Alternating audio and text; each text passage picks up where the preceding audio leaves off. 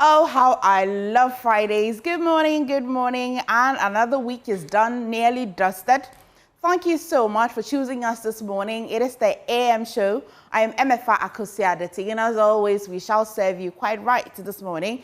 Denisia will bring you the AM news, and of course, we shall bring you some sports updates, and we shall review the news. Well, apart from talking about NSMQ and how Opokuwari let me down, it's still okay. We've got to review a lot in the news. We'll wrap up the week with matters arising from our big stories. In the Ewutu-Senya East constituency, NPP executives are calling on the Inspector General of Police, Christian Teteyohonu, to invite MP Phyllis Nakoyo Okono over allegations she made during the 2024 elections. At the time, she accused the then MP Mavis Hawa-Kumson of orchestrating a shooting on her convoy, allegedly leading to the death of 2 supporters. However, a later statement attributed to the Interior Minister Muntaka Mubarak suggested Nakoyo had denied making those claims, raising new questions about what truly happened. We also know that he has since addressed the media and put some clarity to it. But constituents say it's time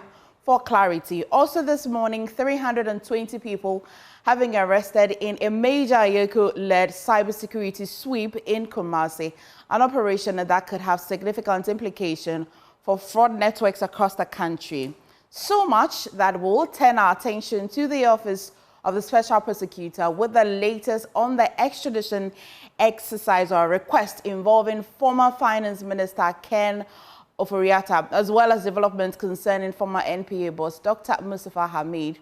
Plus, when it comes to illegal mining, of course, is LHIMS and NPA really, are they winning the fight against Galamsey, or we're losing grounds? We since know that there has been a ghastly accident where some EPA and, of course, some journalists as well involved. We shall try and bring you some updates and clarity on that story. But joining us for a comprehensive review of our week's biggest stories, Andrew Appiah-Dankwa, Director of Legal and Constitutional Affairs, United Party, formerly Movement for Change; Professor Isaac Boedi, Dean, Accounting and Finance, UPSC; Hamza Suhini, lawyer and a member of the NDC Communications team; and of course, Dr. Ekwa Omaku, Deputy Spokesperson, Dr. Baumia Campaign.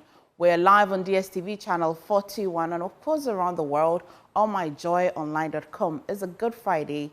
And it's a good time to be thankful for life. Stay. Denise is up next for the AM News.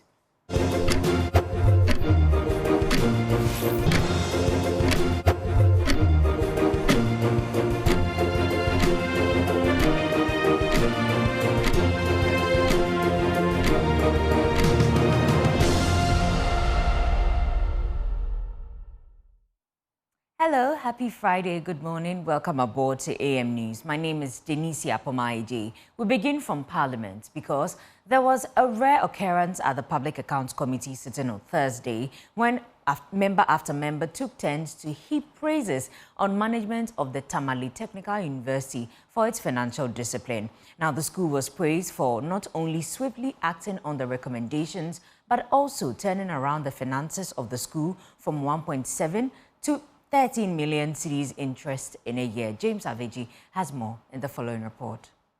Thursday's hearing of the Public Accounts Committee has largely been with management of a number of universities on the 2024 Auditor General's report on the accounts of universities and colleges of education. In a rare occurrence, members of the committee could not help but heap praises on management of the Tamale Technical University when they appeared before the committee, a spectacle which occurs once in a long time due to the consistent infractions committed by several other institutions every year.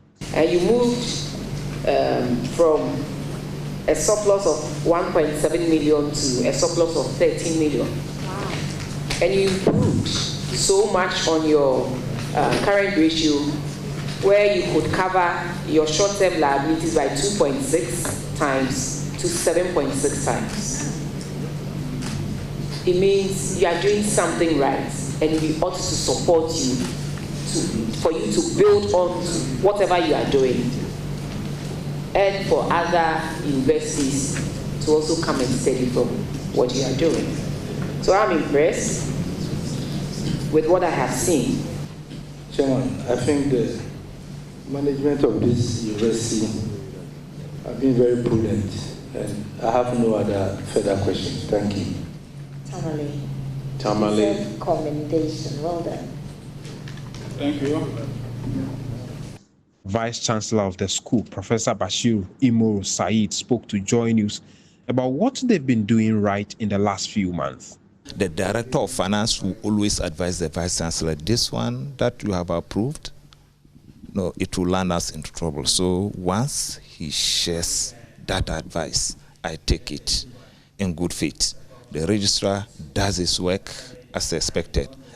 It's a teamwork.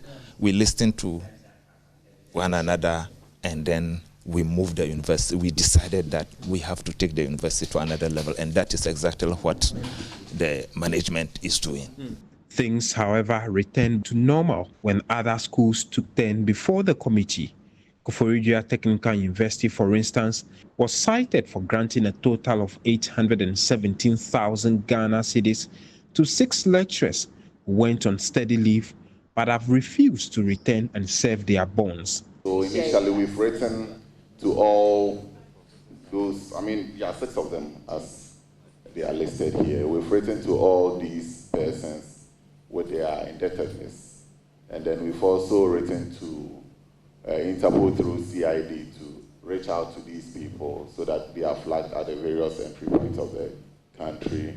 We've also forwarded their names to our solicitors, and then they are in the process of being served. The script was same with the Dr. Hila Liman Technical University, Takrady Technical, Ho Technical University, and others. When management of the Sunyani Technical University appeared before the committee, they raised alarm over the safety of students in the face of a prolonged legal battle over an encroacher's takeover of 35 acres of the school's land. They were building again, and this time around, they were actually wielding cutlasses and other implements, making it difficult for the university staff to actually prevent them from continuing. We want to put council approve that we should go and put a very big signboard. We put a signboard there, they took it away. Anything you put there, they take it away. And then in the daytime, if you attempt, you see people chasing. Even when students go there to do survey works, they chase them out. That reaction from members of the Public Accounts Committee to the Tamale Technical University is one that comes once in a long time, and they are hoping that other institutions take cue from that and improve on their financial infractions in subsequent years. The committee resumes on Friday to have what will hopefully be the last sitting in this particular session. I am James Savage for JoyNews. Away from Parliament, with barely 1 month until the Yuletide season, police have intensified operations to curb crime and drug-related activities in Accra. The airport's divisional command at East Legon has clamped down on dozens of drug peddlers in its latest raid in the vicinity. Police say the exercise is part of efforts to ensure public safety during the festive season. There's more in the following report. With the Christmas season fast approaching, the Ghana Police Service has launched an intensive operation to clamp down on drug-related activities and reduce crime across the city. The Airport Divisional Police Command at East Legon carried out its first major raid at Briefcase, a popular pub near American House, where 65 suspected drug peddlers, including 25 women, were arrested. Items retrieved included quantities of dried substances believed to be marijuana, axes, metal rods, and other offensive weapons. The suspects are currently being screened at the Airport Divisional Police Headquarters. Police say the operation forms part of a sustained effort to maintain law and order ahead of the festive season. And moving on, the acting chief executive officer of the Mental Health Authority, Dr. Eugene Dodoi, has revealed that 95% of Ghanaians living with mental health disorders do not receive health care due to a shortage of psychiatric personnel. So according to him, the psychiatric field is not considered lucrative, and the stigma associated with it discourages many from pursuing careers in mental health. He noted that this has created a significant treatment gap for people living with mental illnesses. Speaking during a stakeholder engagement on the outcomes of the post-4th high-level meeting on non-communicable diseases and mental health commitments in Accra, Dr. Dodori indicated that the inadequate number of psychiatric workers in the country has left over 95% of people with mental health disorders untreated. He revealed that the ratio of mental health workers to the population is 1:10,000 people, a figure that falls short of the World Health Organization's recommended standard. Majority of our Ghanaians who get mental illness, up to 90% of them do not get appropriate care. This is because of a myriad of issues. One of them is the fact that you don't even have enough mental health workers. The recommended psychiatrist ratio is about 1 psychiatrist to 10,000 population. There's a gap between the number of practitioners, the number of people who can care for the majority of our citizens who get mental illness. Director for Technical Coordination at the Ministry of Health, Dr. Hafiz Adams, attributed the challenge partly to stigma associated with seeking mental health treatment. Stigma is part of the thing, and you know the mentality. Because of the stigma, some even don't want to go to the health facilities to receive services because they are tagged as, I won't say, they don't even know how to differentiate, to say that they are mentally ill. They just consider them as mad people. And so because of that tag, they are unwilling by themselves, even if they are in a state of going to health facility for support. National Coordinator of the Non-Communicable Disease Alliance, Labram Musa, blamed the rising cases of mental health disorders among Ghanaian youth on drug abuse, alcoholism, and gambling. The Ministry of Finance should look at the impact that alcohol has on young people, the impact that alcohol has on even sports people. The point for us is any advertisement that would dragging people, young people, to act in a way that does not, inert public health, is a country that will suffer eventually. Because no matter what happens, if you consume those products, you definitely will get one NCD or the other. You get mental health problems. As mental health challenges continue to affect the country's human resource base, the Ministry of Health and other stakeholders are being urged to adopt strategies that will encourage health professionals to develop an interest in psychiatry, ensuring that every person living with mental health condition receive appropriate care. Ramat Bashiru's report for JoyNews, read to you. And to some other stories, the National Disaster Management Organization, NADMO, is sounding a fresh alarm over a building accommodating students of the Clintaps University College of Health and Allied Sciences at Klagon in the Tema West municipality. This follows the collapse of an adjoining 3-story structure which left a woman and her 2 children injured. Director of Man-Made Disaster at NADMO, Maxwell Emmanuel Neba, says preliminary assessments indicate that the building housing the student nurses lacks structural integrity and poses a serious risk. He also adds that the structure will be cordoned off to allow for a comprehensive investigation. My colleague Fatal Bayaga has more in the following report. The 4-story building near the Klagon fuel station is said to be a time bomb. Occupants, who are mostly nursing students, see the danger but have no alternative. Concerns have grown after an adjoining 3-story building collapsed in the same area. The National Disaster Management Organization says there is no more time to waste. Maxwell Emmanuel Nebe is director in charge of man-made disasters at the organization. You can see the adjoining building over there have not also gotten permits, and yet they have constructed a 4-story building that is habiting student nurses, and that is another danger that is looming up. So we are taking up an instruction that once students are vacating today, once they leave the cordon of the area until the complete assessment is done before anybody will be allowed to move in. And we will send a report to our bosses for the next action to be done. So if it's need to be collapsed, to be brought down, we will do that, because we cannot sacrifice human life of people, personal interests. Municipal Chief Executive for Tema West, Ludwig Tay Totime, says the developer began construction without a permit, prompting the assembly to issue a stop work notice. You can see we've written on their wall as at 17th of last month, of September. He came, they were asked to stop, so they are somewhere in the interim to provide all the necessary documents. Residents around the area also have sleepless nights over the issue. After the collapse of the building, we now fear that this one could also collapse onto our homes. The pillars were not constructed properly, and currently, about 300 nursing students are living in the building. Just go behind and see. All the pillars supporting the structure have bent to one side.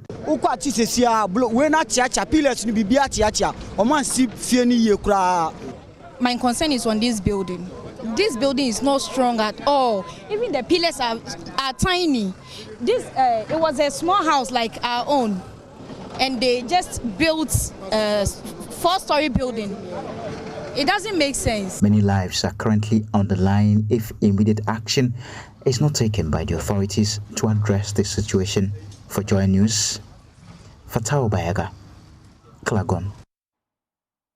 From Accra, let me take you to the Central Region. A project engineer in Elmina, Engineer Bennett King, is urging the Ministry of Transport and also the Ghana Ports and Harbours Authority to fast-track the release of key documentation to allow for the commencement of dredging works at the Elmina Fishing Harbour.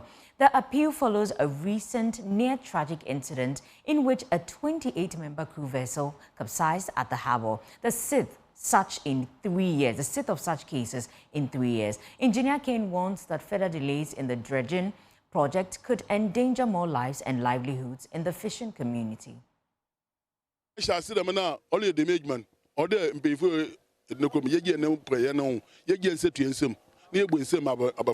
In 3 years, the Elmina Fishing Harbour has experienced 6 boat accidents, with 2025 alone recording 2 of these incidents. Crew members in the most recent accidents attributed it to a lack of regular dredging at the harbour. Today, Yeo Adom Company Limited, a local organization in Elmina, is seeking to undertake the dredging project at the Central Region's major fishing harbour. Engineer Bennett King is the project manager for the company. All right, so currently as here we stand is the site of where the dredging is going on.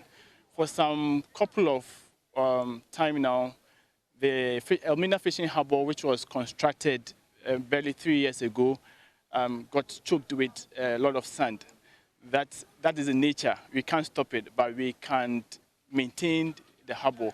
So currently, Yeo Adom Company Limited has taken the mandate of doing certain corrections here in the fishing harbour. Not corrections, but maintenance. Preventive. We have something we call preventive maintenance. That is what Yeo Adom is currently doing in Elmina Fishing Harbour. Engineer Ken also called on the Ministry of Transport and the Ghana Ports and Harbour Authority for support and documentation to facilitate the execution of the project. Currently, we are looking forward for the Ministry of Transport and then the Ministry of Ghana Ports and Harbour Authority, the Ghana Ports and Harbour Authority to come and assist us in form of consultation, in form of supervision for us to do the work. Actually, you know, the government has a whole type of project to be done, which probably we can't wait for the government to come and do this project for us as we speak now. But we need the Port and Harbour Authority, or GAPOA, to come and assist us in doing this project. We need certain documents that can enhance or facilitate the work that we are doing. But we've been calling upon them to assist us in form of documentations and other things that we can use to get more equipment to enhance our projects. We are still looking upon them to assist us with that, but currently there's none of that sort. Nanokojo Yao, the chief fisherman of Elmina, commending the engineer, added his voice to the call for support. We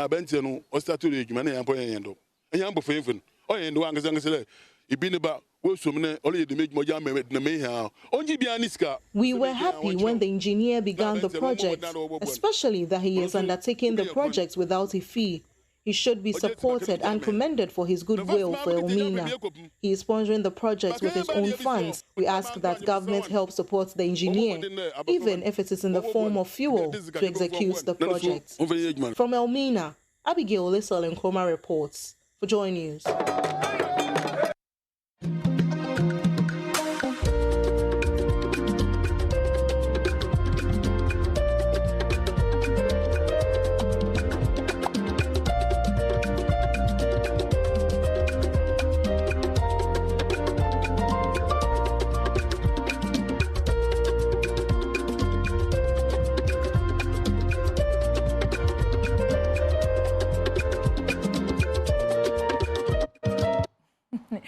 Infansipim School has etched its name in gold once again. The Butcher boys have successfully defended their crown, triumphing over city rival St. Augustine's College to win the 2025 National Science and Maths Quiz. Their stunning victory marks back-to-back championships and secures their 4th national title. Celebrated before a jubilant crowd at the University of Cape Coast. There's more in the following report.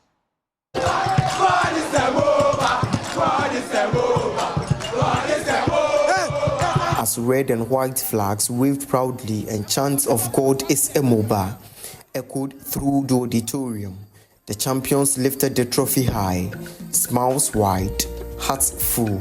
It was a moment of pure joy and history in motion. At Infansipim School's victory over city rivals St. Augustine's College and Opokuwari reaffirmed their dominance in the realm of academic excellence. This victory makes Infansipim only the 2nd school after Presec Legon to have successfully defended the NSMQ title. You know, like I always say this is Infansipim. When it comes to the central region, you cannot have a contest here and then tell me that some school like OWAS, what's OWAS? I don't know. Some school like Opokuwari will come, like bro, this fucking not true. But you didn't compete with Presec, so why Presec? Now you see, they talk too much. Presec, they like talking. Presec will be coming again. We'll be back to back for 10 years. Back to back, 10 years. Presec is not coming. Forget. Back to back to back to back. Proud moments for family members of the Butcher contestants who beamed with excitement after their sons and brothers delivered the school's 4th national title. Frankly speaking, I feel great. I feel so happy that today has happened to see Ahmed Tijani represent Infansipim, represent his community, represent everybody, in Ghana. I mean, it's something that we need to be proud of. Okay, so these are the family members of Tijani. I've also been speaking to Mohammed's mother very soon. But tell me more, how are you so feeling? We are so happy. We are so happy for this day. And we say, Alhamdulillah, Alhamdulillah. I will say, God is a MOBA. God is a MOBA. Alhamdulillah, Alhamdulillah. We say Alhamdulillah in the first place. Allah deserves all the thanks. He has protected our boy. He has given him the knowledge, has given him the courage to represent the school, to represent the family, to represent the entire Ugwa community. And we are very, very excited that he is part of a school that has made history today, back-to-back win. And we are very, very excited. But across the other side, it was an emotional scene at St. Augustine's College, tears and heartbreak as they fell short in back-to-back finals against their city rivals. Well, that was what is in every Augustine's mind. That even if you're going to lose, you're not going to lose to betray. Again, but we did. And it's very, very heartbreaking. That is what is breaking each and everyone's hearts. That even if you're going to lose, you're not going to lose to betray. But unfortunately, we did. And I mean, that is the sad part. And for Opokuwari School, as the wait drags on, the pain only deepens. What is over NSMQ? NSMQ is just something that they do yearly. What is more important than NSMQ? You know, there are some contestants, right? That win the Imbebununa. Yeah, he was a very good contestant for Addis. But if you pass your what's right and you don't win NSMQ, it doesn't matter. But if you pass that, if you win NSMQ for your school and you lose the what's the use? The school will have to wait another year without a title, extending their 23-year drought. Reporting for JoyNews, I am Collins Frimpong.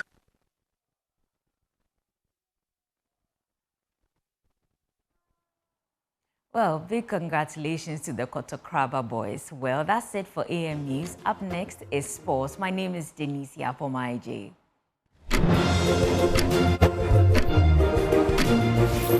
Time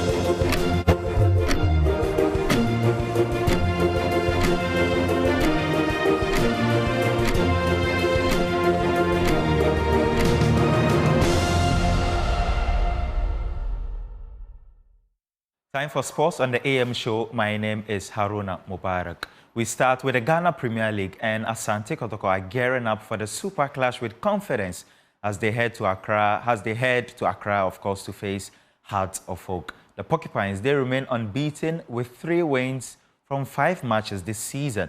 However, they've conceded 8 goals in their last 3 matches in all competitions, something their captain, Samba O'Neill, says must be fixed. He's also confident that once they tighten up their back, they can secure victory against Hearts on Sunday. You know, in our mind, we are going to start the same way we start the league. We just put in our mind 3 points. So we are going to Accra for a win. Asofok is a tough side.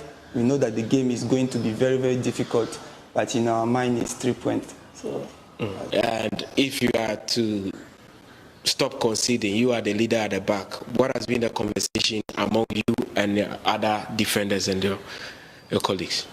You know, a lot of games we play, the first thing is that whether we play good or not, we don't want to concede. So we spoke a lot, and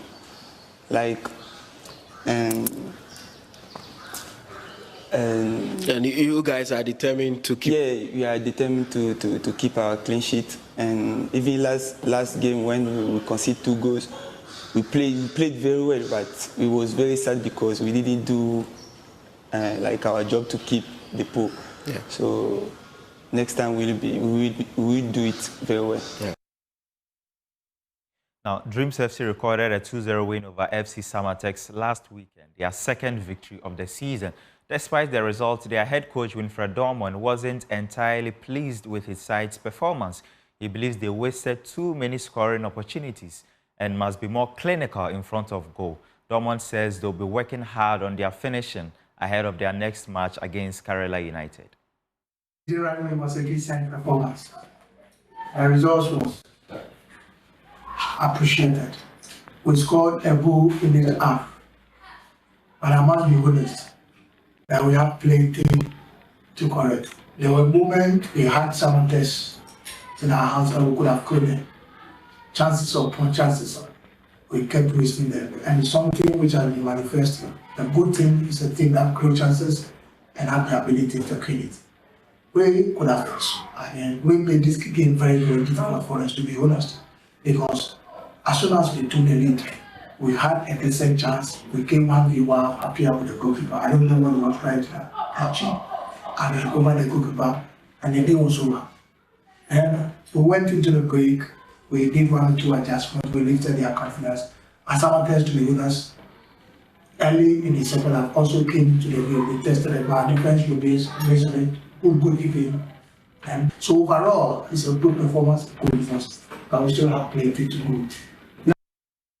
Now, let's check out the rest of the fixtures for week 9 of the Ghana Premier League. Obviously, the top liner will be the match in Accra here, where Hearts of Oak host Asante Kotoko. But the game starts later this afternoon. Nations FC, they will welcome Overhaul United. And on Saturday, we've got league leaders, Aduana FC. They come up against second-placed Mediama Sporting Club. Vision FC, they will be up against 11 Wonders as well. And, of course, the big one there, Hearts of Oak taking on Asante Kotoko. Young Apostles, they will entertain Bechim United. FC Samatex will come up against Swedro All Blacks. Basake Holy Stars, who are at the bottom of the table, they will also entertain defending champions Gold Stars. Heart of Lions will face Brekum Chelsea, and Kerala United will lock horns with Dreams FC.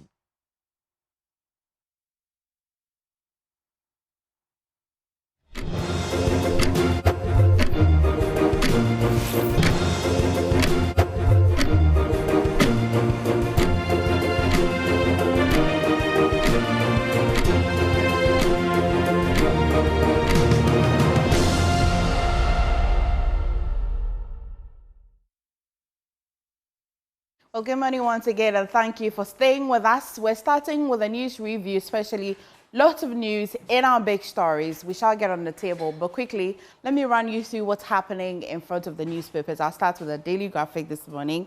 And big one, policeman bullet kills pillion rider over 10 Ghana cedis. Quite an interesting read. Is on page 3. It starts on the front page, continues on page 3 of the Daily Graphic this morning. I'm pretending not to see how Infantipim defended an SMQ title, but it's boldly written over there on the Daily Graphic this morning. They indeed defended their title, and they're still the title holders with the candidates in a very nice photo over there. Also, government moves to recover funds after PDS ruling. You must have come across a statement by the Ministry of Energy and Green Transition indicating that, well, the arbitration doesn't just end there. They're going to try and recover all monies in that deal. As well, Blue Gold secures $140 million to restart Bogoso Prestia mine. Story is on page 16. I'll take you to other newspapers this morning. Daily Guide. NPP flag bearer race, provisional register ready, is on page 3. I think the date set for that is 13th of November. Well, we've got Dr. Ikwa here. Would ask him if it is true, because that's the chair of the committee, Joseph Osewusu, in front of the Daily Guide, and how prepared all the presidential aspirants are. An update on the presidential jet, if you've been wondering. It's the Deputy Defense Minister says that presidential jet undergoing final test. If you're interested, it's on page 6 of the Daily Guide. And Mustafa Hamid denies OSP frozen assets claims. Of course, we cannot go past this one on our review table this morning. We shall review it. What is it looking like? Does it look like the OSP is taking a very special liking to responding to people when they also comment? We'll get into that. His lawyers have been saying that all of the list of assets that the OSP has published so far, none of them can be linked to their clients. An interesting one. We'll discuss that. Nana Konadu goes home on November 28. A government has indicated that there will be a state burial or state funeral for Nana Konadu Agyeman-Rawlings, by far the longest serving first lady in this country. This story will interest you.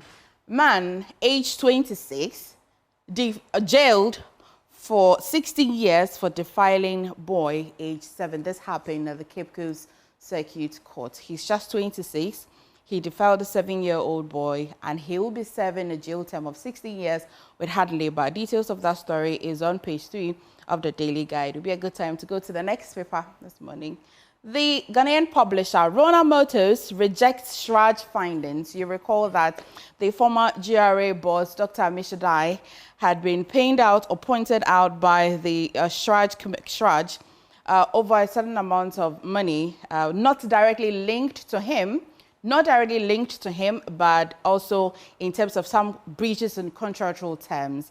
And one of the companies that was listed or pointed out by Shraj is Rana Motors, and they're here rejecting Shraj findings. You'll find that another newspaper is reporting that Rana Motors, or Rona, not seeking easily confused, it's Rona Motors, is asking that Shraj should not really put an eye on local or Ghanaian businesses, because it looks as if it's more of a vendetta. We'll see and get into that. But Hawa Kumsin, I have been vindicated. Is that the truth? Of course, because the current MP for that constituency has as well been speaking and said that the task force that was set up to investigate the election-related violence 2020-2024 should stick to what she said. What does that even mean? The members of that constituency, the NPP, members in that constituency have since moved to ask that she be investigated for this. It is on page 2. We definitely will be discussing that as well. The NPP Election Committee pledges fairness. Aspirants to sign peace pact. What would that look like? I'm happy that Dr. Malcolm's here. We will talk about that. And 50K female condoms wasted. I don't know if it's 50K in money or 50K pieces. That's 50,000 pieces. Okay, condoms wasted in money. Female condoms wasted is on page 10. When I take my seats, I'll take a look at it carefully and bring you an update. But the recent news that I saw about HIV, it's that the young people are not protecting themselves.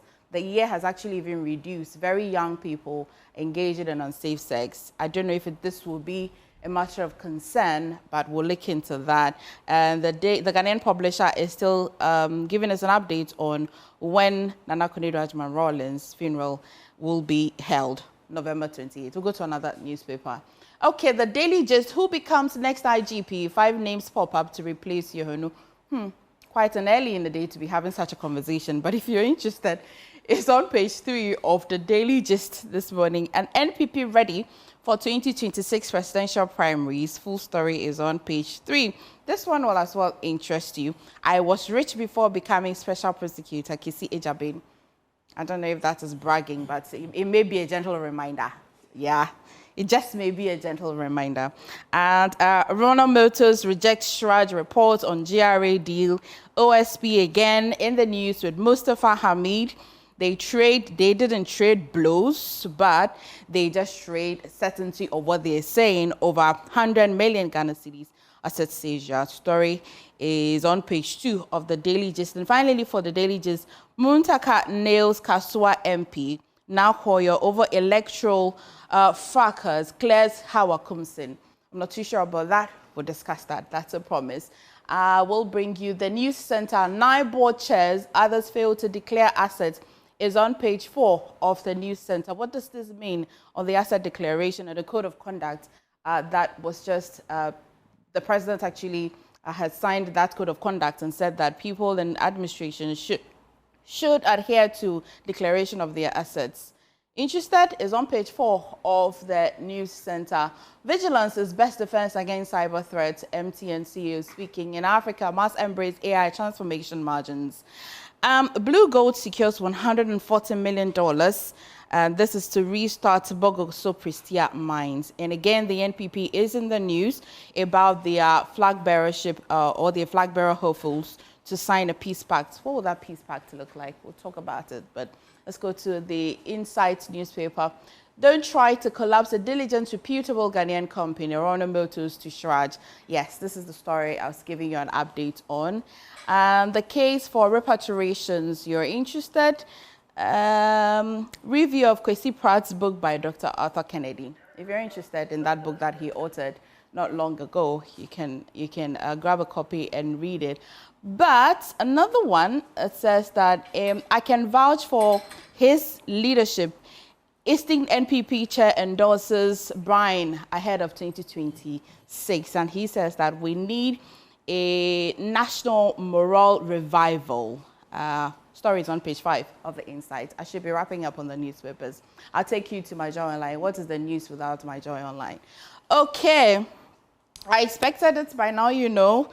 The NSMQ 2025 in front of him defense title and beats Ogasco. This one I'm excited about.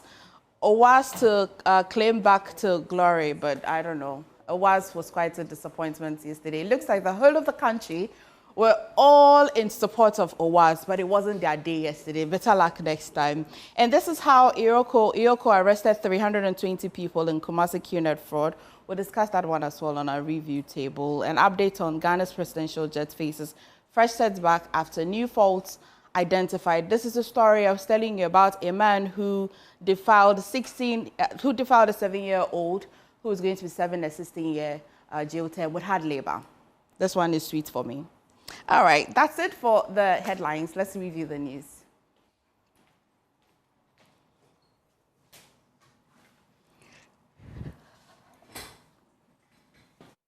Okay, I've got my guests, and guess who joined us? A stranger. We'll be asking him where he has been all these weeks. I hope you're well. I'm good. Okay, but let me just tell our guests. I've been telling you already who will be joining us for the news review this morning. Unfortunately, we won't be joined by Andrew Appiah, but of course, we're joined by Professor Isaac Boedi. He's Dean Accounting and Finance. You'd find him at the University of Professional Studies. And of course, Hamza Suhaini, lawyer and member of the NDC Communications team. Dr. Ekwa Amwakon, Deputy Spokesperson for the Dr. Bawumia campaign. Time now to review the news. Good morning, ladies and gentlemen. Good morning. Yeah. Hamza, where have you been? On break. On break, but you're back. Yeah, I'm back. And there's a lot that's been happening. So I'm told. I just decided to lock myself out of the media space for about 3-4 weeks. So okay. Thankfully, I'm back now. Well, life is still happening in the university today, so we'll discuss. Doc, it's good to see you. How have you been? See you too. I've been keeping well. How about you? I'm okay. How do you feel about the final list that they say they'll be publishing or they'll be giving to the flag bearers, the NPP flag bearership? Oh, with the compilation of the compilation, yes. I think we've been aware that those processes have been going on, and so we welcome it. Okay. I don't think there's much to worry about when it comes to that. It shouldn't be a source of disputes. Okay. Prof, good morning. It's good to see you. How's your week been? What has your attention? Well, it's been good, and we thank God it's given us life, and good morning to my colleagues, Doc, and then a good friend. Off. Okay. All right. Hamza, you have been locked up for 3 weeks. That's right. But what has your attention in the news? Basically, it has to do with the big push agenda of His Excellency, President John Dramani Mahama, especially when it comes to the road sector. And permit me to say good morning to my colleagues on set today, especially Doc and, of course, Prof. As for Prof, he's been a long time brother and friend. Just that his mischief can sometimes be troubling. Prof doesn't look like he's mischievous at all. And that is the dangerous part. That is the dangerous part. He doesn't look it, but he is. I just have to call my lawyer. You see, started. The big anyway, push so agenda. the big push agenda, I think that it is something that we all must be interested in, especially when it comes to road infrastructure in this country. We cannot discount the economic importance of many of these roads that His Excellency President Mahama seemed to be interested in getting connected, not only to town centers, but to a very large extent, the capital city. You agree with me that it is inextricably linked to agricultural production. And so for some time now, we are having to deal with the challenge of farmers being unable to cut their goods to many of these productive centers because of the poor nature of our road network. And so for me, it is something that we must commend the government on and hope that at least it doesn't become one of the usual political rhetorics in the country, but we all must take absolute interest in policing the process and absolutely getting His Excellency President Mahama and the entire government to be committed to that initiative. And indeed, we are not dealing with a stranger. We are dealing with a man who, when he was serving his first term as president, was being referred to as, what do you call it? At the time, he was being told that he had turned Ghana into a construction site because of the number of developmental projects that were ongoing from the road sector to education and that of the health sector. And so that track record is there. It is something that we can hold him to and be confident that this time around, His Excellency President Mahama will even approach the road sector infrastructure improvement more than he did in his first term. And it is important for us, especially the civil servants. For me, mostly that is where the problem comes from. We must all be committed to the process and ensure that we try as much as possible to beat down on the tendencies of corruption and inflation when it comes to many of these projects so that we can reap the needed benefits associated with that investment. And that is why I think that those of you in the media too must make it a priority. Begin to visit the sites, monitor the work of the contractors, and keep all of us posted so that even His Excellency President Mahama at the Jubilee House would be in a position to monitor on a daily basis the progress of work on these sites. And if they begin to have financial challenges, these reports can be brought up so that the President, in consultation with the Minister responsible for finance, can find acceptable ways of dealing with the issues of finance. That I can assure you. Thank you. Doc, what has your attention? So many things, but I'm going to try and limit it to just one because I did see that your online portals made a story on it yesterday, and that's regarding this whole brouhaha with the e-health projects and what's going on with the Ministry of Health. I don't know, it looks like there's an interesting trend going on with the appointees of this administration. It looks like they are all jockeying for the Honorable Felix Ofosu-Kwakye's job. because I don't see how the health ministry is almost being run like a propaganda ministry. When this whole thing of changing from LHIMS to GHIMS came up, my first question was, what happens to the medical records? Because it has taken us about 5 years to get to a point where about 70% or more are covered under the e-health projects under LHIMS. And so we were going to get to a point where we could then join them all so that you can move from one facility to the other and have access to your records. That is the Ghana Health Service and the Ministry of Health that we were imagining.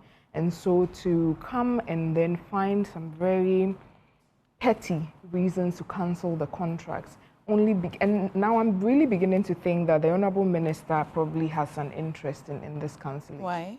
Because before he even came out to do that press conference, which to me was almost a waste of time to even watch, he had already sent out a notice to all the hospitals regarding the training for GHIMS already.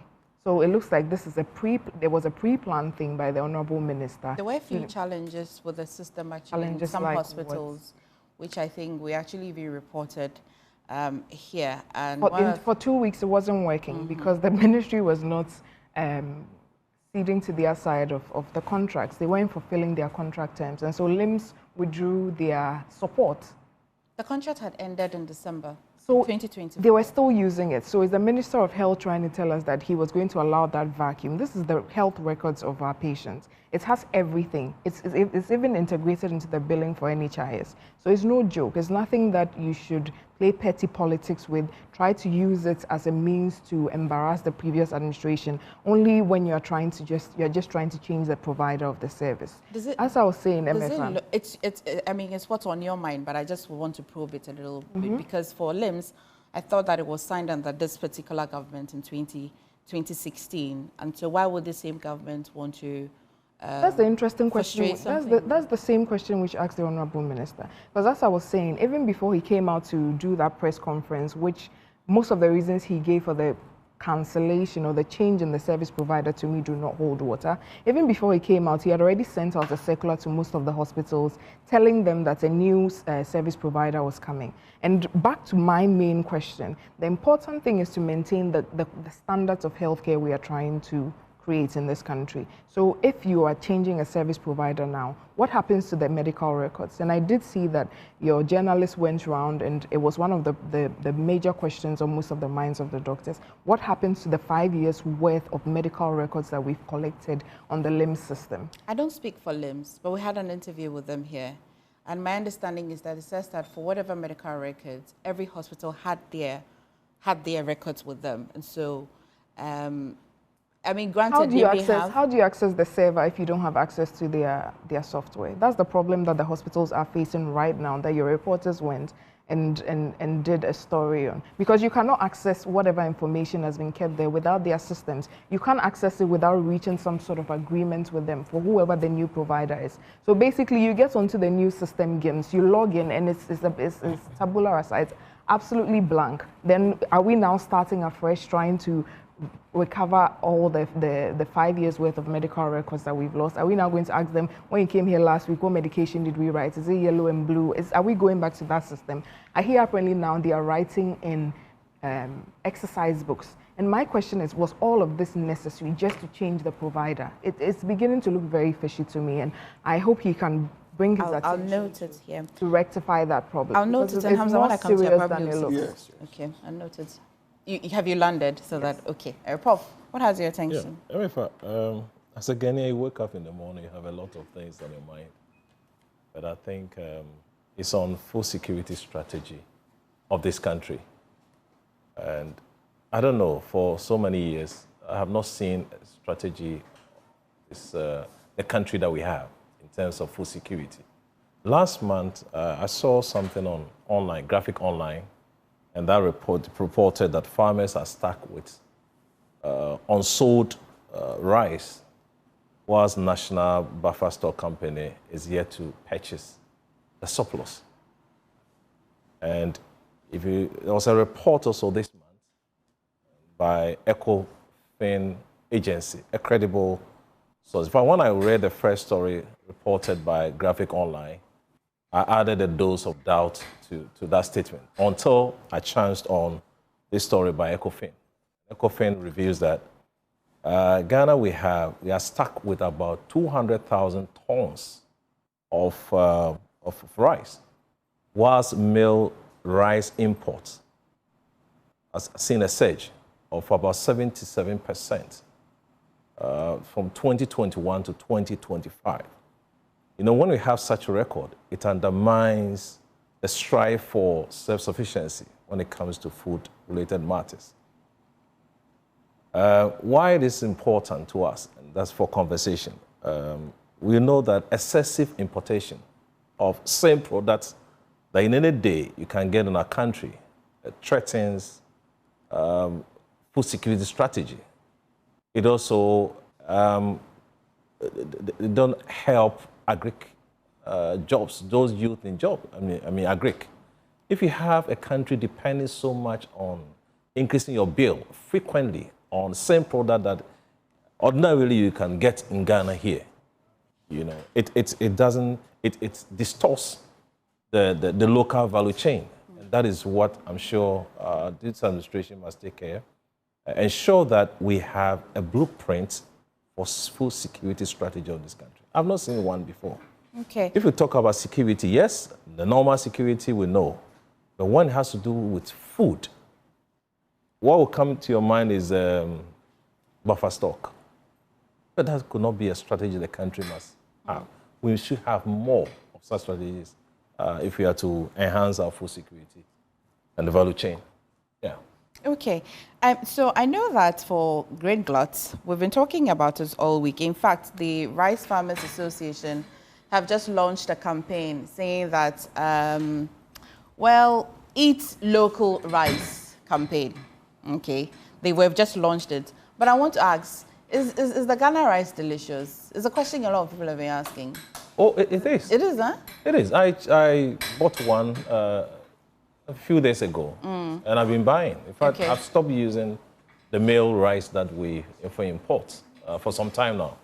And I can tell you, you may think that you don't get anything out of it. Yeah. Medically, it's good. Okay. And when we do this, we patronize. We are saving our currency. We don't go and look for dollars to go and import the same product that you are likely to get from Ghana here. So what are we calling for? A direct ban on importation of rice or grains, or you want a partial ban? For example, soy. There's an LI 2432, I think, that regulates the importation of soybeans. Do you want something like that for grain? Yeah, it's difficult to change the taste of anybody who has been using a product for some time. But I can tell you, when we try as much as possible to promote our own, that is where the solution will come from. If we don't promote our own, what we have as a country, we end up spending so much on these products. Last time we were talking about these same product you can get in Ghana here. Why do we spend so much money? And you see, the government is a major buyer when it comes to some of these products. If a government fails to do this, what happened? And the same story that I cited, the national buffer stock, that's what we are told, that they have also failed in purchasing the surplus. So all the time we have this glut, we have this problem there. How can we solve this? It's a conscious effort that we must make as a Ghanaian. Changing the taste of any other person who has been using a product is difficult, but it's a gradual process. We'll get there. Okay. All right. Well, we've been joined by Nana Sapon, who is United Party. When I see the Deputy General Secretary for the United Party. Thank you for joining us this morning. Thank you for It's rather a surprise, is it not? It is, and I like the yellow stripes of the dress. Thank you. Thank you. Thank you very much. Okay. You join the conversation shortly, but Hamza, so that we don't lose our train of thoughts, let's respond to a few things. The LHIMS, we've got a few things to discuss anyway. Of course, we'll talk about how the Wutusenya East constituency NPP executives are calling that the MP should be investigated. We'll also talk about Iyoko-led cybersecurity sweep in Kumasi as well. We'll talk about OSP, because there's so much to talk about. The OSP, Mustafa Hamid, SML, Oforiatta. So much to talk about it. But let's stay on the LHIMS just a little bit more. So do you see what Doc is saying, that it's almost looking like bad faith? Absolutely not. And that is why I was excited with the question you posed as to which government actually presided over the initial phase of the implementation of that project. And undoubtedly it was His Excellency John Dramani Mahamad's first tenure as president. They argue that it was a pilot.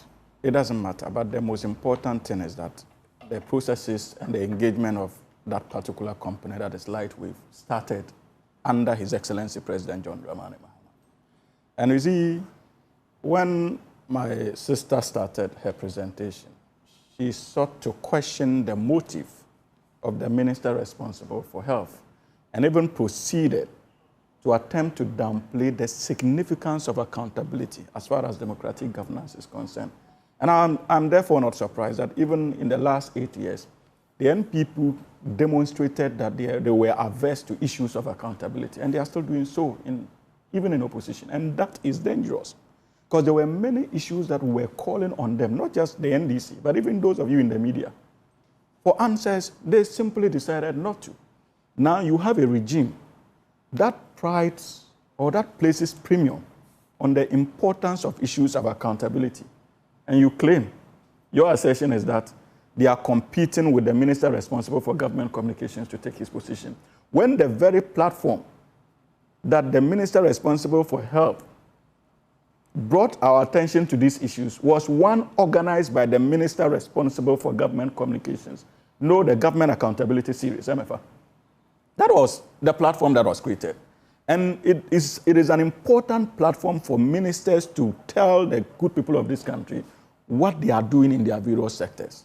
And the fact that the minister responsible for health was coming to meet the minister responsible for government communications did not mean that work at the ministry had to come to a standstill.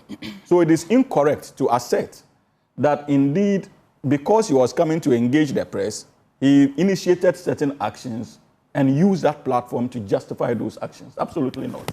MFA, now to the substantive issue of the contract.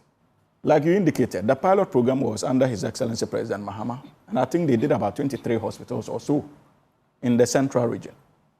It was at the back of that successful implementation and rollout that the NPP, upon assumption of office, decided to engage Lightwave to continue.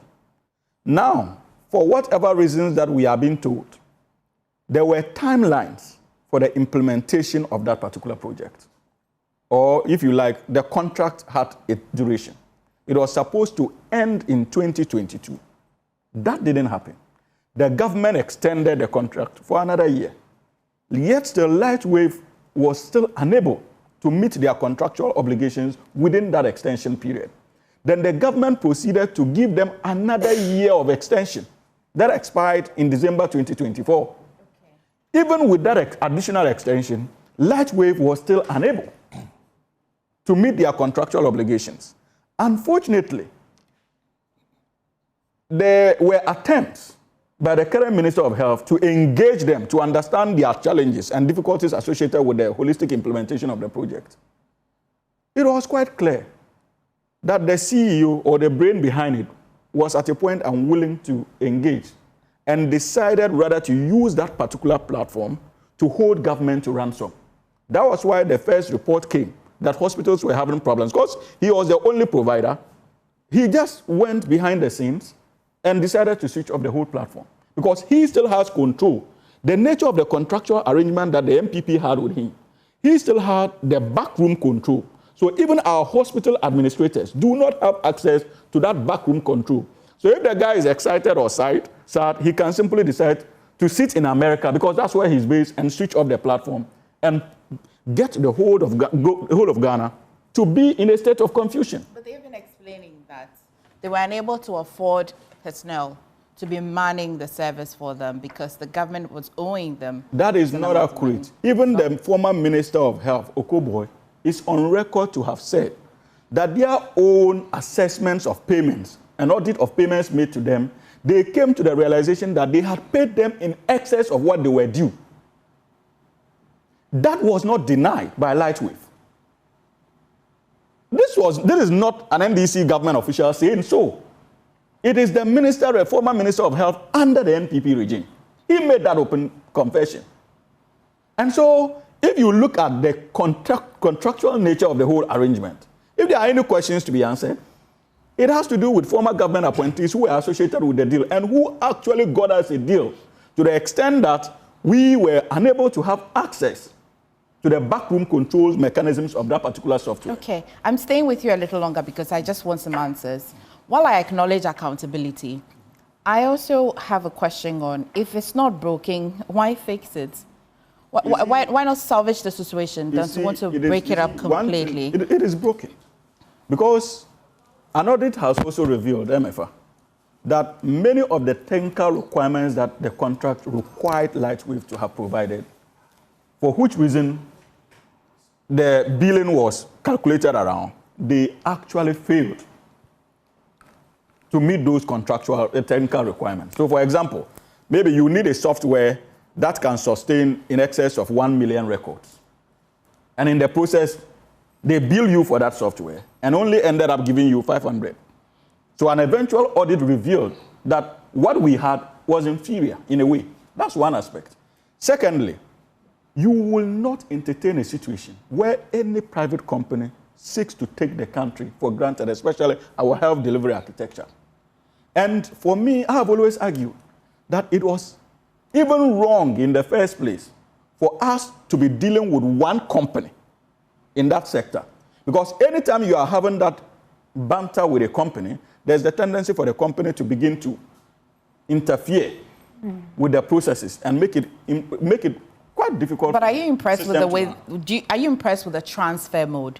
Of course, if you're going to cancel the contract, if you're not going to let Lightwave continue in any way, are you impressed? That is the problem. That's the problem. There is no contract in the first place for it to be cancelled. Okay. That's why I indicated that the contract had lapsed. Okay. The contract had lapsed. So there's no contract in the first place. If we are to go strictly by the legal requirements as far as that contractual arrangement is concerned, there's no contract. That's one. Secondly, it is not this government that initiated the processes to terminate or to prevent Lightwave from going ahead with the implementation of the project. Indeed, it was Lightwave itself that decided to switch off the service. So government had no option than to look for ways to make do with the challenges that were coming our way as a result of the decision of Lightwave. So it was not the government that simply woke up one morning and decided that, look, Lightwave, switch off your service. Absolutely not. Actually, that's not my concern. Yes, Lightwave decided to switch off the service as a way of holding the government to ransom. And as a progressive government, the critical question you need to ask yourself is whether you would want to continue with such a relationship. And I don't think that MFI, you would agree with Lightwave that decision, you would agree with government. I don't think that you disagree with government, that the decision not to continue with them is one that is rooted in bad faith. Absolutely not. Okay. Prof, permits me, Nanaya permits me. I'll come back to you because you raised this concern. You have some responses. I think this conversation is absolutely about accountability. It is because I smell a rat with this situation that's going on. Maybe you have a flu. You're smelling wrong. No. I smell a rat and my antennas are very peaked on the back of accountability. That's exactly what this conversation is about. Because if you line everything that's going on up, it just doesn't add up. The only logical conclusion that can be drawn out of what is going on is that the minister just wants to change the contract for reasons he alone knows. When I said he was competing with Felix, what I meant was that in turning his ministry into a propaganda ministry. But usually when you are running the Ministry of Health, we expect that you keep your head down and get the job done. It's as simple as that. If he did that, he would have avoided the kerfuffle that this issue brings. There was an era where a minister for health under your regime was asked questions and he says he's not thinking straight. I don't know how that is equivalent to somebody deliberately wanting to run the Ministry of Health as a propaganda machinery, because that's exactly what has happened with Lightwave. Number one, I haven't seen any audits. Where is the propaganda? That is what So I'm going to come into that. I haven't seen any audit reports, just as Hamza said. When you say non-performance, what do you mean? Personally, I've worked with the LHIMS system. when it started with the teaching hospitals, I was in Konfanoche at that time. I was one of the first people trained on the system. So when I'm talking about the IT system, I know what I'm talking about. When you want to say that you would require different companies, that actually makes the system difficult. You can go and check the NHS of UK everywhere. It is better to use one system because then you can network it. And that was the goal, that was what we were trying to achieve. So the company has gotten to, I think it's about 17%. And these are health centers, so those are the only facilities that are not covered. Let me stay with you. People like Dr. Kwame Saponesiedu have said that it's not about those who are providing the software service. If the country had a central net, a point where all of the data is at, then you can have different providers such as LHIMS, or you can have, say, Nanayao. That would mean the country would own the architecture for which is what everybody's asking for. But the new system is not a system that's created where the country is holding the architecture. No, what is happening is, LHIMS is out, GHIMS is in. Hamza, let me finish. I didn't interrupt you. No, I just need to provide you. No, let me finish. Please note it. Okay. No, write it down. It's just LHIMS out, GHIMS in. There's nothing new that has been changed. It's not the Ministry of Health or the government of Ghana now managing that infrastructure. I can tell you that I do not even believe this is going to be done better because it's taken a long time, about 5 years, with a lot of tweaks to get to the point that we are. You asked a very important question. If it's not broken, why fix it? And it's something that is used in surgery all the time. The thing is not broken. Why do you want to fix it?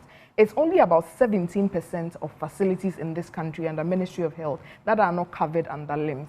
These 17% are health centers, like, you know, all the big facilities are already covered under LHIMS. When I was in Konfanoche in 2018, that's when they started there. By the time I got to Ridge Hospital in 2020, they had also started the onboarding and then training staff there. It is a robust system that also integrates into NHIS.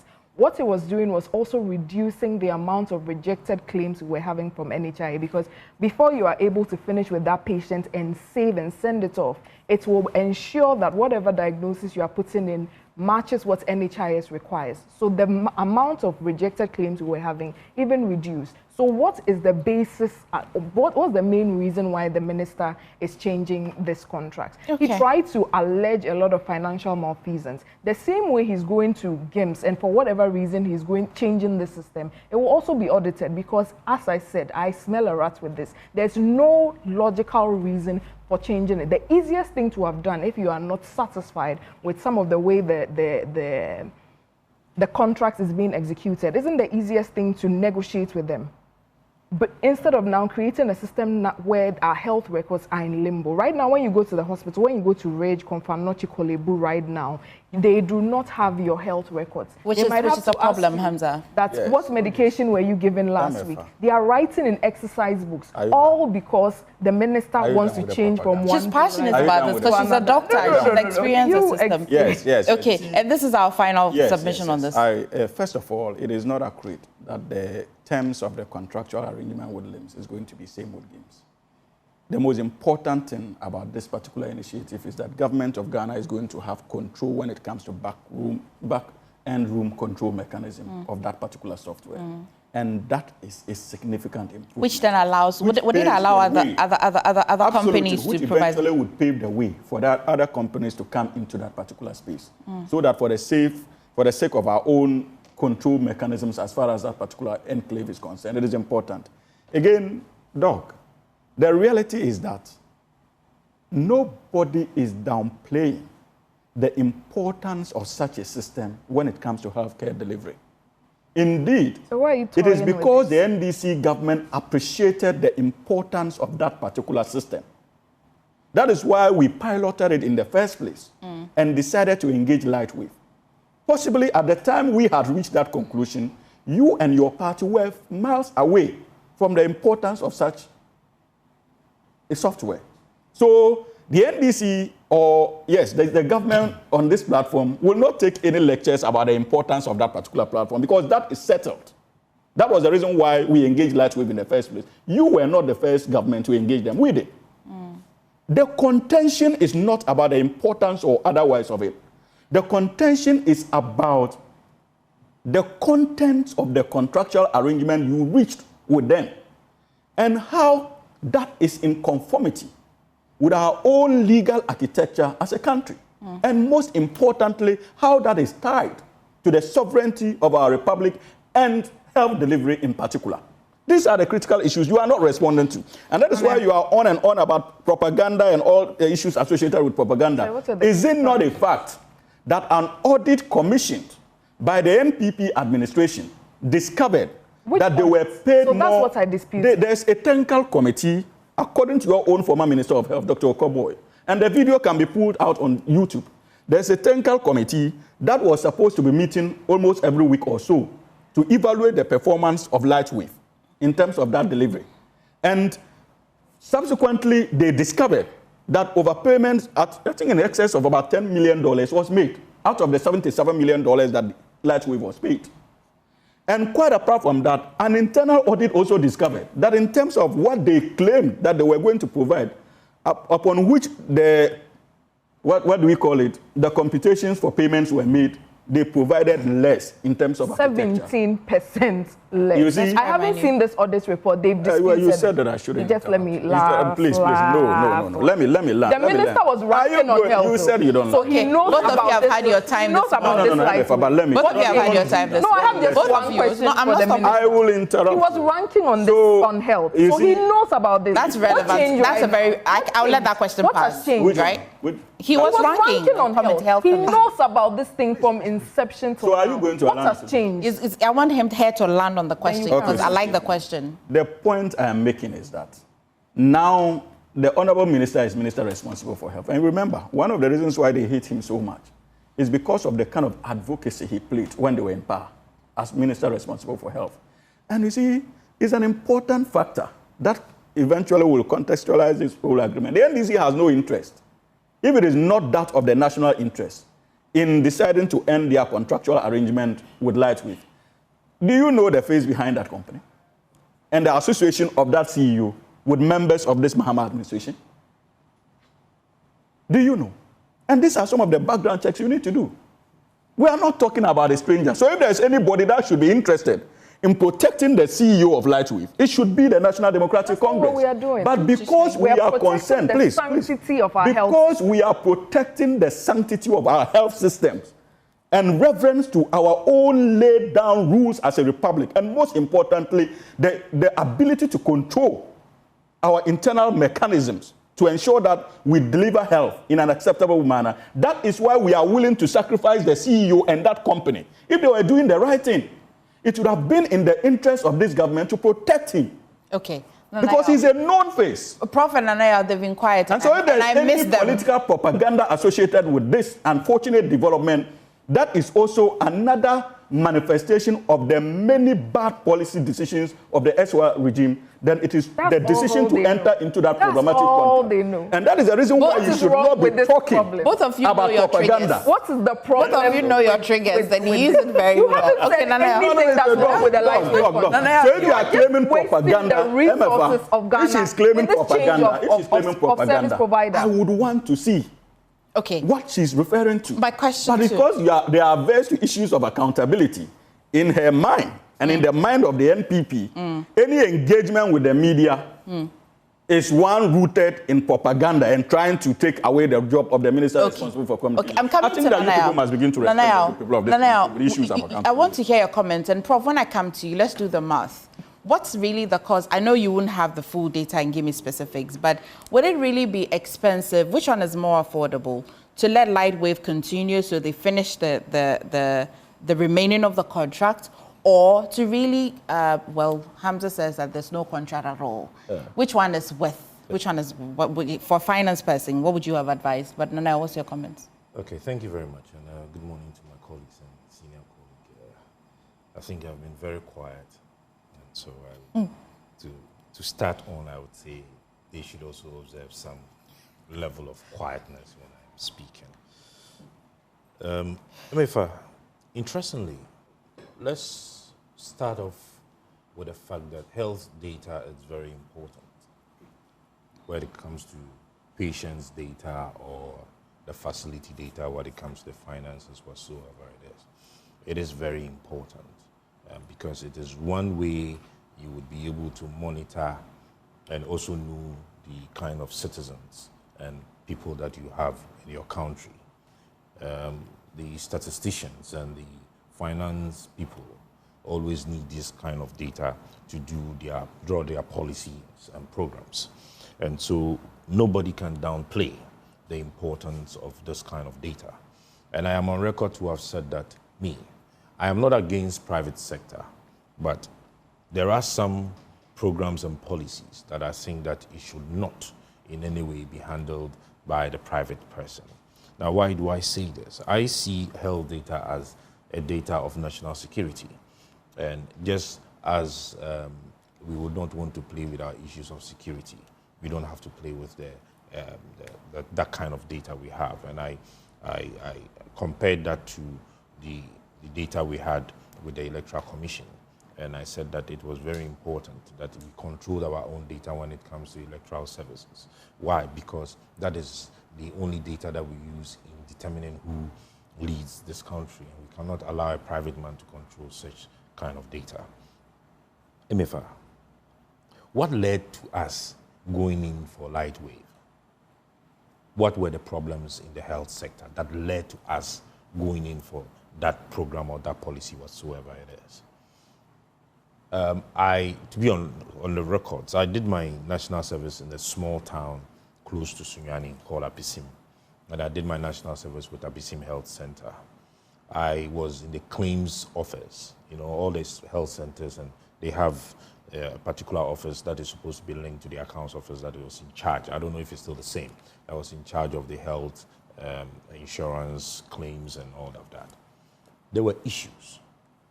The issues with the queuing, the issues with the stealing in the system, the manipulations, and doctors, not doctors, but health managers or facility managers conniving with the accounts officers and the other service providers and stealing from government and issuing false claims and all other stuff. And this was what led into us pushing in for the services of Lightwaves. And if you recall, they didn't just start. They did a pilot of about 20-something facilities, and after which they had to expand it to in excess of 900. That was what I'm told, and I've read in the documents. Now, what document is this? Their own reports that are out. I okay. Think they're circulating some reports around. So if what they are circulating around is anything to go by, then it was in excess of a 920-something that were supposed to roll. And at the end of the day, I think they were able to manage to do 500 or something, 700. Yes. And so with the time when the contract was signed and it was triggered in motion, and when it had ended, they had not been able to fulfill all righteousness. What I mean to say is that they had not been able to cover the entire scope that was under the contractual agreement. And if you and I would agree that every contract, there are obligations, there are elements that you need to deal with. And so if the main deal was for us to connect, assuming 900 facilities, and as at the end of the contractual agreement, they had not been able to fulfill it, it means that something had gone wrong with the contract. Maybe there was some level of frustration, all right? And I would want to ask that at what extent did they even go to address the issues of... Do you feel that it was broken and that they needed to fix it? I am not a lawyer, and that's why I use the term. If a contract is frustrated, lawyer. So it needs to be fixed. So once there was frustration... That's the point I've been making all this while. I bet it will take GHIMS more than 5 years to get to the point where LHIMS... Can I have my right? Yes. That's not accurate. That's not it's very accurate. That's not accurate. That's not accurate. Health centers. That's not accurate. It was me that interjected. You are downplaying the importance and how fast technology seems to be improving on a daily basis. And that is why you are reaching the conclusion that it will take more than 5 years. We'll come and sit here and discuss it. No, we would. We'll come and especially when... Should we leave the show for the two of you? You can. Please. We would be grateful. Please. No, respect me. I've been here. Okay. Nana, I'll make the point. Interject like that. And the reason why I accelerated it because Nana, permit me, I accelerated it because the background information is quite known. Yeah, that's why. So the frustration of the contract is what I'm talking about. Now, did the company, Lightwave, take steps to address this frustration they were facing? In my view, if what their excuse was, which was mainly linked to COVID as anything to go by, then that was not frustration. Because in that season, I think that there were some programs and policies that were still ongoing. There were some contracts that were still ongoing. There were some exemptions even within that time frame. And so that is no excuse. But now coming back, the issue where they gave an excuse that there was lack of some non-payment, and for which they say they did not switch off the system, but rather they withdrew the services of some personnel, you understand me, so that they are not able to pay the people, so they had to withdraw their services, and that was what affected delivery. It's same as telling me that I switched off the system because I was not paid. It's only, they are just playing with words, you understand? So if we have 10 people who are supposed to manage a particular system, and you know that the 10 people are able to deliver to 70%, and you tell me for lack of payment or because payments were not coming, you have to withdraw the services of about 5, and you tell me that that was not an attempt to take away your services, then you are not being fair to Ghanaians. And so I had stated that this is more like a blackmail that they were trying to put. The minister used that word as word, blackmail. Oh, really? I didn't hear that. It's more like a blackmail to the government. And that's why I keep saying that there are some services that I do not think that we should give the entire control whatsoever to a private man, because they can easily do whatever they want to do. He can decide to wake up in the morning and switch off the system. And who knows? And so you see, Emefa, the point I am making... But if you make those points, I mean, just to digress a bit, when the light goes off, they say that whoever is on duty at ECG, who's not a private man. We've all been saying it. So what's the assurance that if it's government that is manning it, it will be different? There is some control when you have absolute access. Okay. And I hear people debate the platform is not in Ghana, is in India, is in Dubai, is in US, wherever it is. But wherever the location is, it's not as important as the access to it. You understand me? Who gets access to the data? Who has absolute control of the service? You get me? So that is something that we ought to be dealing with. And let's put this on record. I am not an accountant. He is a finance person. Doug is a finance person. It would surprise me to say that an audit has been sanctioned and there would not be an entrance conference. And it would surprise me for there to be a publication of an audit report when there would not be an exit conference. It would surprise me that there will be an audit, that there would not be observations that will be raised. And Doug would agree with me that in every program or in every audit that has been sanctioned, when observations are raised and the observations go to the extent concerning a third party, that third party will not be invited or will not be asked to also raise or answer to those observations. And so when they have come out, the former health minister comes to say that he has not seen, first of all, an audit service, an audit report. Prof will give us the final bit on it. Yeah. We have, this one was just a curious comment too.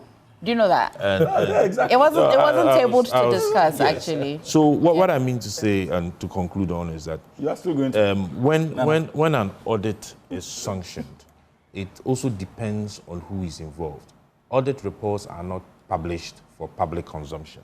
The people who are supposed to be covered and given copies are given copies. Okay. When those reports leaks, and you have access to it, you have doesn't mean that it was publicly. The Auditor General's report is made public because you can access it. But until then, you cannot have access. And those persons who had copies or had the opportunity by their offices and by their positions to have seen these audit reports, at least they should also be able to agree and confess that there cannot be an audit without these basic and fundamental procedures. Prof. Prof, thank you for your patience. You're such a gentleman. What can I do when we have issues in Ghana? We often will have comment like this. I must be honest to your viewers and on this particular issue. Yeah. I have not really had time to peruse this whole information. Okay. But we know that the contract is yet to be cancelled, or about to be cancelled. That's the essence of our conversation. And I fully agree. There's no contract. Yeah, I'll come to that. I'll come to that. I share in the submission of my good friend that data is very important. Apart from where we sit, the research, it guides policies, it guides investors, it helps. So when we have a data, it must be protected at all point in time. As whether we live in the hands of a private person is another discussion that we can have. But the point is that I have seen a troubling pattern in Ghana. Anytime an administration takes over, contracts be under threat. I don't know whether if you've seen this. Anytime a new administration takes over, contracts will be under threat. We want to cancel, we want to review, we want to do this, we want to do that. It's fine. In any day, there should be transparency when you're awarding contracts. There should be transparency. I mean, rules must be followed. And I'm shocked to hear that we don't have a contract for this. There was no contract. And I don't know, I've not chanced on this report. But indeed, if we didn't have a contract, then those who signed or those who, have been in this for long must be searchers.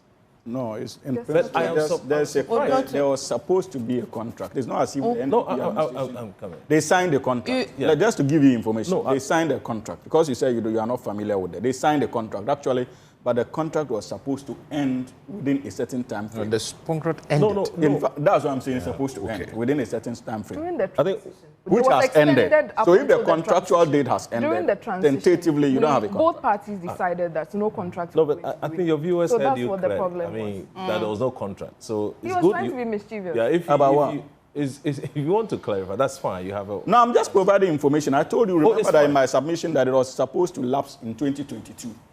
But they failed to fulfill the terms of the contract, which led to an extension of another year.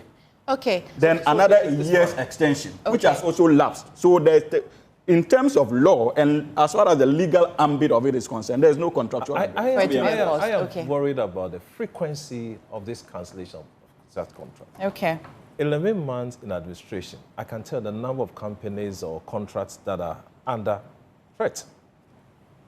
Starting with the other one, the just one group of company reviewed, other one. So it continued. But you see, a reckless termination of contracts can cause a lot of judgment debts. Okay. A country that we are having issues with our GDP growth, our figures and our revenue mobilization and all that. If we keep spending money on such, it's a general comment I'm trying to make. I have no information about this whole contract, but the point is that the frequency of cancellation of such contracts are becoming one too many. Prof, it's good that that's worth noting. So Hamza, back to you. How is the NDC or the government feeling about this inconsistency in narration between the Ewutu Sinya East constituency MP and the Interior Minister? As of this morning, yes, what's the real story? As far as I'm concerned, His Excellency President Mahama directed, upon assumption of office, the CID to conduct investigations into alleged electoral violence, I think from 2020 to that of 2024, which has been done. And the report is out. Interestingly, it reveals one troubling canker as far as our democratic journey is concerned. Between 2020 and 2024, about 15 of our compatriots have lost their lives. In excess of 30 or 50 is also reported to have suffered various forms of injuries. This is clearly unacceptable as far as our democratic transition is concerned. And the focus should be on the major political players. Here, I'm making direct reference to the National Democratic Congress and that of the NPP to commit themselves to acceptable democratic processes, especially when it comes to who leads our country or our various constituencies. The time has come for us to move away from this unhealthy way of conducting our politics that mostly leads to avoidable death as far as the Ghanaian citizens are concerned. And so we all must be ashamed of ourselves as political actors and players and make a renewed commitment to a democratic system that prides lives of the citizens more than our parochial interests as political parties. And for me, this is an important indication that the NDC government would want to engage with any political party that is interested as to how we can make this a reality. Because you see, whatever happens, it could be any of us in the future. Whether a family member or yourself who would be the subject of such an attack. And so we all must be interested. MFA. The second part of the investigative report has to do with the role of our security services. I'm told about 7 of the deaths were directly caused by our security agencies. That is troubling. We must begin to have discussions on the expected professionalism that ought to be discharged when it comes to manning our electoral processes by our security agencies. Are you not concerned about what the MP says? That the task force or the commission should stick to what she said? Because how you get there would be that if we now have to question the report. I'll get there. If the question isn't, if the report is in question, how do we allow you to get there? That is the problem. That is the problem. That's what I'm saying. That is the problem with our discourse. In this country, over the years, we seem to be moved by the sensationalism and emotional attachment to things and lose sight of the important issues that this report is bringing out. It does not mean that I will not respond to the concerns of the Honorable MP. No, my question is not even about the concern. My concern is that you talk about the report if the report itself is not questionable. Does her comment there's no now report under the sun that would not be questioned. Okay. But the beautiful thing is that we run a democratic system. And so even if you have concerns about the contents of the reports, there are ways you can activate legal avenues to get it addressed. And so that door is not shut. But expectedly, when we did Ghana at 50, and the commission's report was made public, the likes of Recruit Bobi, the former chief of staff then, Kojom PNM, had cause to challenge in law court the contents of those reports. When the Ayawase West Wagon constituency report was made public, many people had cause to question the contents of this report. So as for the contents of reports, it will always come up. But there are legal avenues of ensuring that you get your concerns heard. And that brings me back, MFA, to the issue of the role of our security services. I remember that somewhere 2000, when His Excellency President John Agyekum Kufuor assumed the reign of governance. And even prior to that, the major form of campaigning by the New Patriotic Party in the 2000 general elections was the need to also have a measured control when it comes to the security architecture of the country. And then the NDC government cautioned that the security is a sensitive architecture of our national emblem. And so we must be careful not to play politics with it. That caution was not heeded. Upon assumption of office, the NPP embarked on troubling ways of recruiting people into the Ghana military and Ghana police service. We raised concerns. That was when protocol recruitments were introduced in the vocabulary of recruitments into the security services. We were not taken serious. Fast forward, Nana Addo Dankwa Akufo-Addo and the NPP assumed office again. And party tags, in certain instances, were actually adorned in national security outfits, given national security vehicles and protection, and indeed under 24 surveillance or protection by known police officers, like DSP, what would you call him? Azure or something like that. In the West Wagon. Well, you also West Wagon. Wagon, isn't it? They were protected. We raised concerns. we indicated that this was dangerous.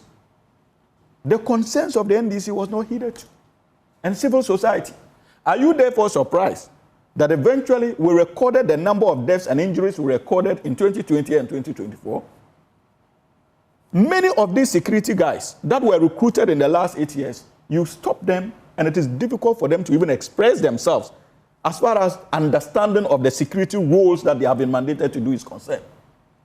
And so that is why I'm saying that we must be worried as a republic in terms of how we politicize state institutions.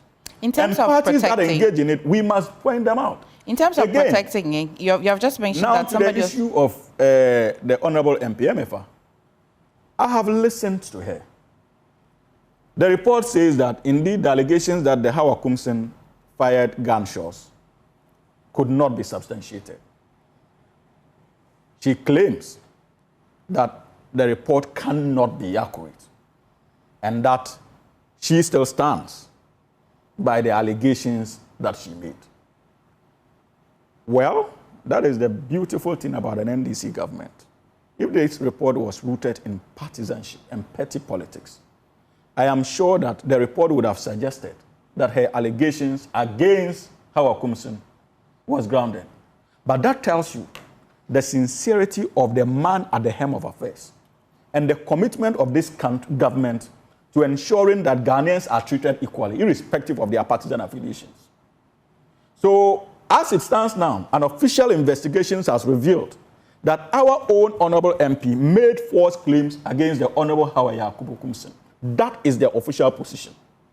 Until that is toppled by a challenge by our Honorable Member of Parliament, this will still remain the official document of the Republic of Ghana. And I will urge on her. What should we do with this? I will urge her to go out there, take advantage of the legal architecture to challenge the contents of that particular report. If she is convinced that her allegations were grounded in fact, but we must not lose sight, MFA, of the beautiful progress this country is making, especially under His Excellency President. Would you then agree with the Wuti Senyai's constituency and PP calling that she be the IGP himself? Of course, it's not just in relation to that particular aspect.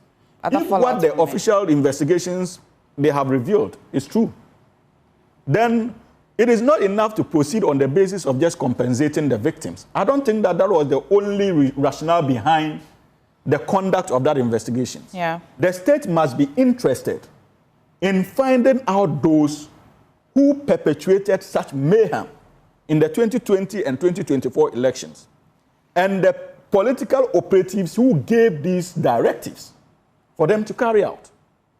That would be holistic in nature. Okay. And if what's the name? The Honorable MP on the side of the NDC who made the allegations. Nakoyo.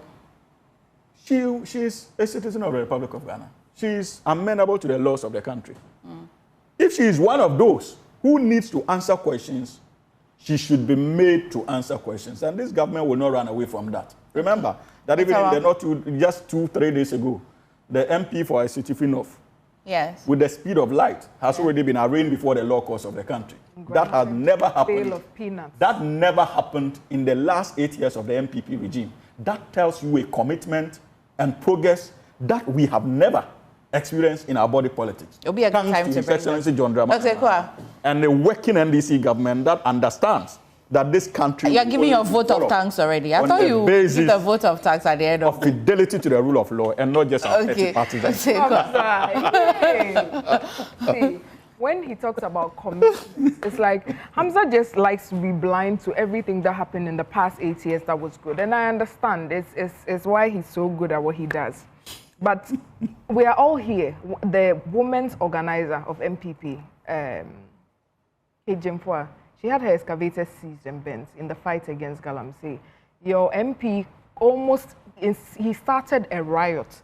He was sent to the police and granted, is it 100,000 or something bail, while others are given 800 million. And obviously we don't live in a fair system, but that's not even where I want to go. And I think as time goes on, a lot of vindication is happening, and the people of Ghana are really beginning to see the truth about the depth and the severity of the lies that the NDC told to be able to come into power. Sometimes I feel like we behave as if bail terms are discretionary. I think they look at the crime that you're being charged with. 800 million MFA. For which one? Like, I don't. It's not even about what the person is charged with or what. But bail is not supposed to be punitive. So someone instigates a riot. It could have been violent. People were injured. I think that's more in a violent category of a violent crime. The person is given like 100,000 or something like that.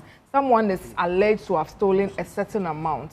I don't know what the total figure is. I don't think it's up to 200 million. And the person's bill is 800 million. How is the person supposed to come up with that money? It's obviously punitive then. You are just trying to keep the person behind bars. And there's a clear difference. Why would you allow yourself to be kept behind bars when you can seek bail variation? So we're waiting for that. But yeah, that's fine. But why should one party have to seek a bail variation and the other person is given pennies, bring 100K and they I have asked that even the NDC MP should go for a bail variation. Yes, no, I'm not saying there's nothing wrong with asking for a bail variation with a starting point. One is going for a bail variation with a starting point of 100,000 cedis. The other is going for a bail variation with a starting point of 800 million cedis. That's the in law. Don't come into my. You want to stay with medicine, behave. Okay. No. That's the severity of the difference in the application of the rule of law we are seeing under the NDC government. And I was going back to my point of the amount and the intensity of lies they told to be able to come into power. This whole thing with the Kaswa issue, it just shows the kinds of things NDC said to the people of Ghana. Now I'm happy that they are beginning to embarrass themselves one by one. Because of this, Honorable Hawa Kumsin was almost killed during that by-election. If anything happened to her, it would have just been like that and we will cry and complain about it for a while. Because of this, she was killed at which of the by-elections? Why was she attacked at... Ablekuma, yes. They said she was in a territory that she didn't have to be. Are we now? Was she an agent? Was she an agent? No. It's only agents that are present there. Don't people from JoyNews go to the polling station? Yeah, but there's an area you shouldn't cross. So if you are a politician and you go to a polling station during a by-election, you're supposed to be assaulted? No, I don't think at the polling station. I think it is where she went to. So she was beaten because of where she went to MFA. No. I'm only asking. I mean, so that we situate the conversation very well. Yeah, so it doesn't look like we don't want. She was assaulted for no reason. It doesn't matter where she was. Nobody should be subjected to that level of ruthless assault. No, because you drew an inference, because you connected it directly to what happened with Nakoyo. Did you listen to the commentary that came out after that incident from many members of the NDC? I was so ashamed listening to. Oh, they say because of this, justify it's based on supposed previous instances. That's what it was. I mean, that's why I'm probing the question further. That's fine. So if on the back of that something happened to Honorable Hawa Kumsin and she passed, that would have been it. It's gone over a lie that you told to win a parliamentary seat. What would the NPP do then? And you know, the press conference yesterday was just the crowning glory of the shame that has come to the honorable member for Kaswa. It was terrible. I don't know who advised her to do that. When she was speaking on election day, very confidently, moving from radio station to radio station, spewing her bag of lies. She was not using the word alleged. No, she was in the car and she was shot at and this and that. You come and sit at the press conference, mumbling your words, and now it was alleged that the car was for Hawa Kumsin. Hey, Nipa, is that the kind of society that we want? No, the matter is so serious that it brings the indigenous tree out. Thanks to a nationalistic government. It's not a nationalistic. No, there are some lies. They say it's politics. There are some lies. Are we in any way saying that every political word, every political campaign since 1992 till today is an honest one? There's a line. There is a line that should not be crossed.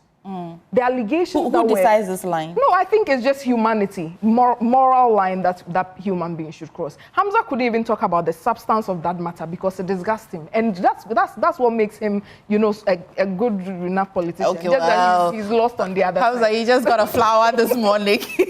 No, but you see, that's I can talk on the content. That's how serious. It's something that nobody can support. That's why even the Honorable Minister of Interior came out to say the right thing. How do you subject a fellow woman to this level of mischief and scandal over nothing, just because you want her seat? You will not be able to win it through legitimate means, so you go around spewing all manner of lies. And as I said, it was like a national agenda of the NDC. What didn't they say about the then flag bearer of the MPP, supported by their NDC annex organizations? You open this person is saying this, just throwing allegations. There's an annex allegation. I'll come into that. I'm sure the annex people know exactly what I'm talking about. Oh, English, please, so that I can moderate. Mefa, you're also very mischievous. Let me land. I'll come back to that before I lose my train of thought. They were spewing so much allegations out there just to taint the good reputation of the MPP. And indeed, it had been a very long time. It had been 8 years in government. So you can understand that the people of Ghana would have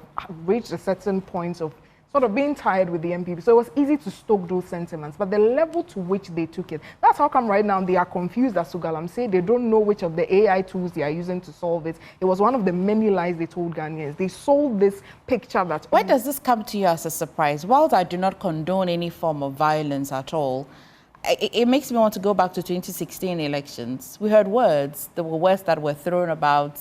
Incompetent person. Were we able to substantiate all these? Saying somebody is incompetent. Is this surprising? Saying somebody is incompetent, it's not. It's your opinion. Is it not our fault as a people? Have we not allowed? There's a big difference, and then I'll come. I agree, but you know that from 2016 to now, Habtel. It's not the same as saying somebody shot into your car. Saying someone is incompetent could be your subjective description of the person's actions. I can sit here and I think a lot of people are incompetent. But do you see where I'm going with this? Yes, to say that person. We have started. Do you see where I'm going with this as a country? We have started with a nature of campaigning, which I do not agree with. I think it's very unnecessary. It takes away from the development of the country. Absolutely. But even in that case, there's a way to playfully jeer at each other. Incompetent. If you are the person is behaving in a way that's incompetent, you will talk about it. I'm not pleased at all with the way the health ministry is being run. I've sat here and discussed it, but I've not come to sit here and say that the GHIMS is owned by the health minister when it's not true. Okay. You see, that's ridiculous. Right. I've not come here to say that Hamza had attacked me this morning because I'm in the MPP, which is not, that's dangerous. And I think people should begin to go to jail for. As a party, what would you do with this report? No, I think we wait. I think it's very good that the Honorable Mavis Howard-Kumsin has been vindicated, because you can just imagine the amount of negative. Would it be appropriate to commend this government for the contents of this report? I should commend you. I should clap for you because you are fixing a problem that you caused yourself. I don't think you deserve any commendation. It was your desperate attempt to take that. Were we those who ordered soldiers to even march into Parliament? So if something happened to Howard Hamza, would you have been confident to kill this morning innocent civilians in Techiman South? You want us to go about? Dog just gave you a flower. I hope you should keep election violence. No, I'm surprised when NDC wants to bring up election violence. They are the ones. No, I won't come back to you. They are the ones with the history steeped in election violence from the 90s up until now. When it comes to violence, I don't even know why you want to rebut. It is clothed and bad. It's the NDC way of doing things. Can I respond? I'll let you respond. And to be I want violent. to go to Prof. Briefly. I want to go to Prof. Okay. I'll go to Prof. I'll concede. Yes. I'll give it to you. Hamza, today is it's all over. No comment. He wants to make up for all the 3 weeks that he was locked up in the room. But Prof, Nice submissions. Let me go through. Have you seen the report already? No, the minister himself read it out to us. Good. He gave us brief of the report. I've read part of the report. Before I come to our concerns issues, the entire report will find its space rooted in the NDC 120 Days Manifesto. You go back. And IRPP conducted a survey, a press conference some months ago, assessing the performance of this administration. In fact, areas that they didn't score huge marks, mining-related issues, and security matters. And I'm sure there's someone behind who is checking the box of the manifestos of this administration. And for me, well, it's a plus. And anytime the government is doing something which we think is good, yes, I can comment. But I will look at the report whole. One, I'm not impressed with a few things that I saw in the report. Election-related fatalities between 2020 to 2025 stands as 15. Those linked to security forces, 7. And then we have police firearms implicated, linked to 4 deaths. Military actions implicated, linked to 3 deaths. It tells you a story that when you are going into an election, we don't go to fight. We're only going to vote and select someone we want to become the president. That's the essence of that. So I'm surprised people go to a polling station to go and cast their vote, and then they get these brutalities. It's not fair, and it's not good for our country, the image. But it's good that a report is generated, is given to us. But if the administration wants to do a proper report, if you check the entire investigative method reported in this, those researchers, I don't know who conducted this, they reviewed police case files. I'm talking about the method they used to come up with this report. They conducted a search on police cases, the files. Forensic ballistic tests they conducted. They did something on site surveys, visitor site by the task force. Yeah. I am wondering the rationale in which they used 2 data points. And I was on that radio station talking about this. 2 data points, 2020 and 2024. We don't know the rationale, why they used 2 data. They didn't split it up, or what? Oh, no, I'm talking about the 2 different elections. That was why they came out with this report. And if you want to do a report and you want us to generalize that in Ghana, we have electoral violence when we are doing our elections. You can't use just 2 cases or 2 different times, 2020 and 2024 only to judge. So we say that, yes, we have seen an attempt from this administration, but if you want to generalize the results and have credence to their reports, then open it up? Open it up. There has to be a beginning and an end, right? Of Where should we course. start from? We've seen a lot of electoral issues, violence-related issues. How many years now? So After many the Ayawaso was election. World War I, there was a commission of inquiry into that. No, but this one was not by-election. I think that it was... Yeah, I mean, for election violence, because of the umbrella conversation we're having, because at some point there has to be a beginning and an end. Otherwise, are you asking that we look into all election-related violence or all elections that have happened over the years? My challenge is that anytime you do research, there's a need for us to either we generalize the results, Okay. or we can have a time frame which there will be a cutoff. Okay. So I would have laughed. Maybe it might not be the direction of this administration. This stuck to 2 periods. The last 2020 and the 2024.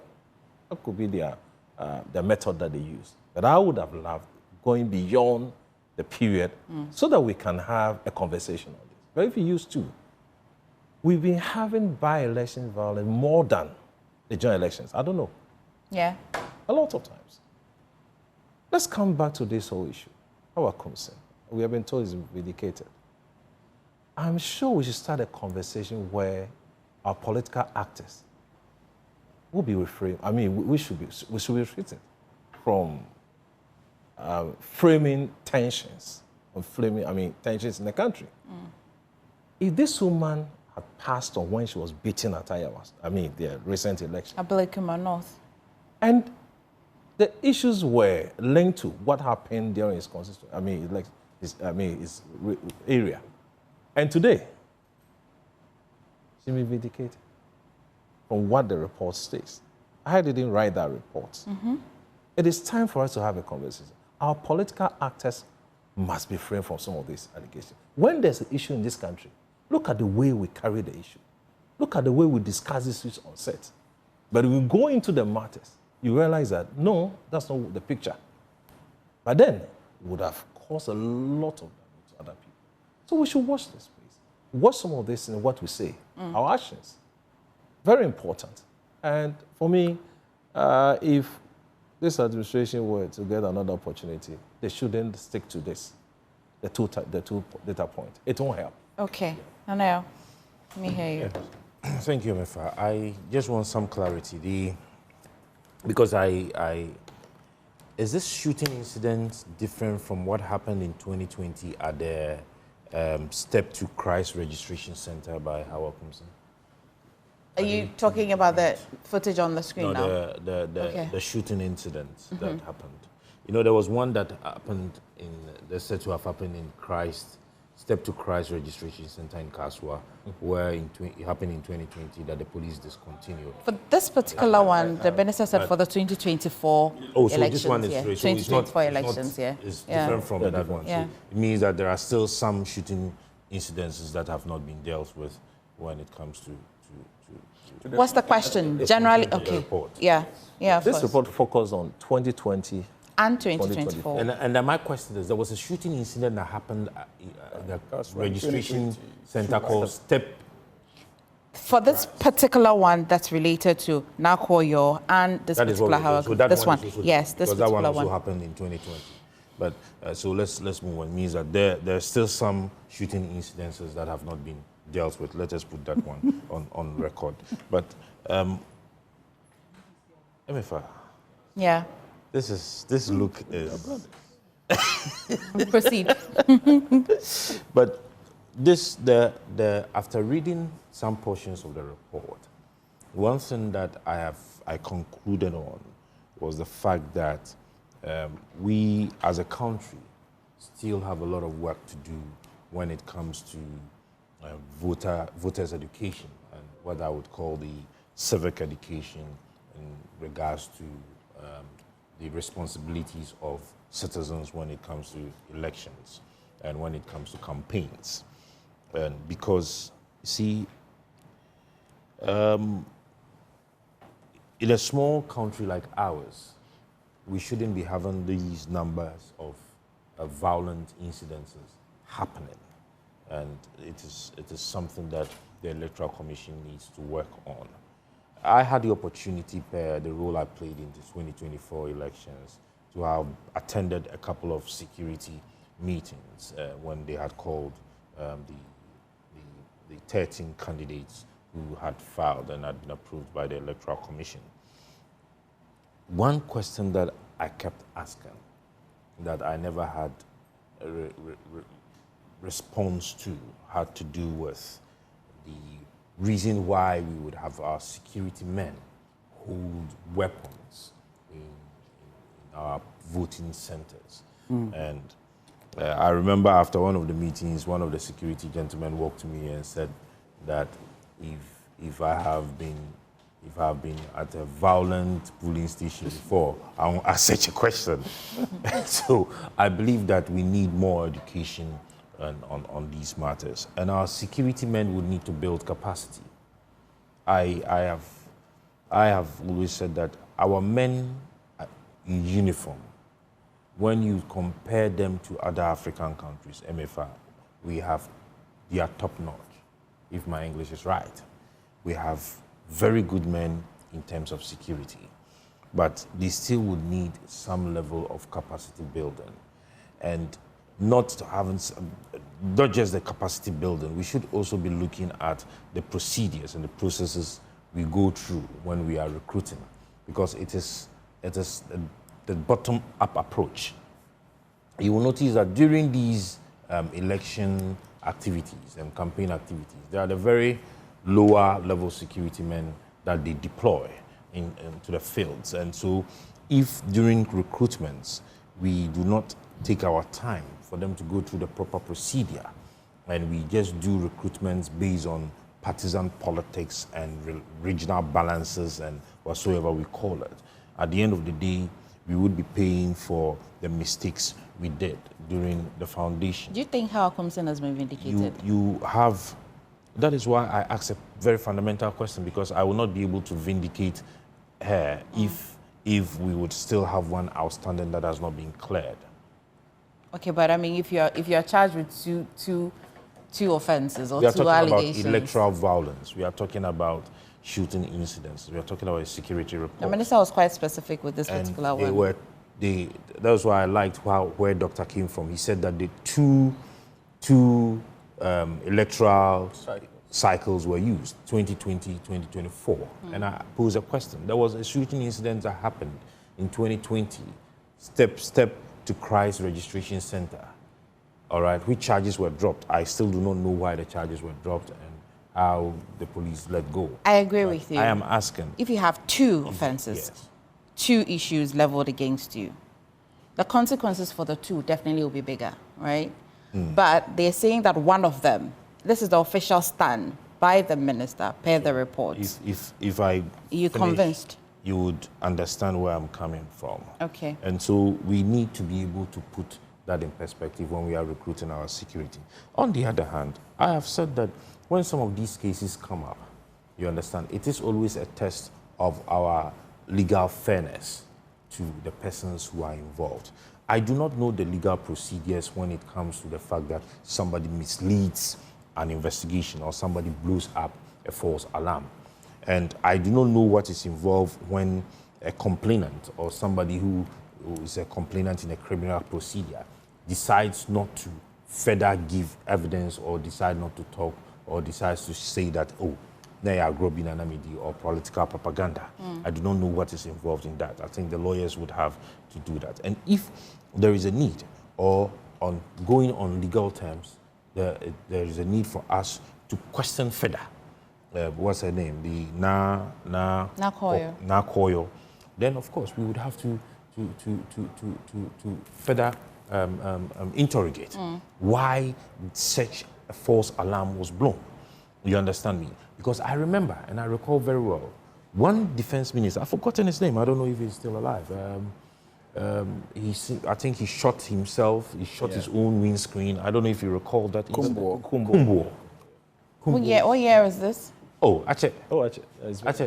The investigation. That was under President Mills as president. President Mills, he himself, that's per the investigation. That was what the outcome of the investigation. That looking at the angles from where the bullet came, he himself probably should have been in his own fire, shot his own fire. So you three are politicians. You really go above and beyond, when it comes to elections and campaign. Why you ask such a question? Because I'm just thinking about politicians. All four of us are all politicians. No, that's a professor. He's a professor. He's not a politician. That is where politics starts. It is important to contextualize it. Per the outcome. I'm making reference. I'm just making a reference. Some of he's not. They do politics in the classroom than anybody. It's my time. Let me. So you see, I'm only trying to say that some of these things we will have to interrogate further so that it would discourage people from going to that such an extent. You understand? During times of campaign and during times of politics. Because it then would be setting very dangerous precedents. Somebody can wake up. I was showing him a footage on my phone that happened to me last night. What happened? You understand me? So if you have showed him on the phone and on my table on live TV, then your car was ransacked because you are the deputy general secretary for United Party or what? Or it's just none? I don't know. For it's just somebody. It's not related to the list of our worries. Okay. So the issues are happening, and if these things keep happening and these stories keep coming up, you are not able to tell which one is the truth, which one is a lie. We'll stick to the official position, right? Oh, yeah, of course. You don't now have to say which one is a lie. But we need to do further interrogation, because if it was just propaganda, what does the law say? Right. If indeed she has decided to just withdraw or refuse to speak, what does the law say? Okay. Then we need to further deal with that. But on the issue of the security, it is too much for us to have 15 deaths and 7 out of the 15 was quite caused related by to security personnel. It means that we need to be able to build their capacity very well when it comes to crowd control and electoral political recruitment. Political recruitment. Hamza, when you're let's spend the rest of the minute on the OSP. You can address the rebats when you're going, but let's spend the rest of the minutes. We have just very few minutes on OSP Hamid. Of course, Oforiatta, I think we have discussed Oforiatta extensively, but the new entrance, which is quite interesting, is the OSP versus Hamid. So you would see, while this is not very direct, that the OSP says that I'm responding to Dr. Mustafa Hamid, you definitely can draw the inferences. There has been that banter between him and then Mustafa Hamid's lawyers. What's your general assessment Like you said, before I get to that substantive issue, permit me to briefly respond to some of the concerns raised. Make sure you're responding and landing in a way that will not require a rebut. No problem. I think that it is within her right to rebut. But you see, MFA, I just hope today, around this table, Deputy Spokesperson to His Excellency Dr. Mahmoud Baumia has indicated that Hawa Yakubu stands vindicated because of a report commissioned by His Excellency President John Dramani Mahama, for which the contents have been made public by his minister responsible for Interior. That is how the state should work. That is how our politics should be. But hopefully tomorrow, if there is another report that indicts the NPP or an NPP functionary, I just hope that the deputy spokesperson would demonstrate fidelity to this principle by equally not seeking to play the political mischief associated with reports that are not favorable to the opposition. And that has been the troubling politics of the NPP. Anytime there's an issue that affects or seeks to expose them, there's everything with our legal and democratic architecture. But anytime we have such reports vindicating their positions, then there's absolutely nothing wrong with the law. Indeed, the law is beautiful. We must demonstrate that consistency and be rest assured that this is a government that will do things devoid of partisanship. We knew the political cost that such a report would have had to the Honorable Koyo. But we had to weigh the national interest as against the political interest. And for us in the NDC, especially under His Excellency John Dramani Mahama, the national interest always wins over our parochial partisan interest. You have made that point. And so it is important. But no, you see, no, you have made the point.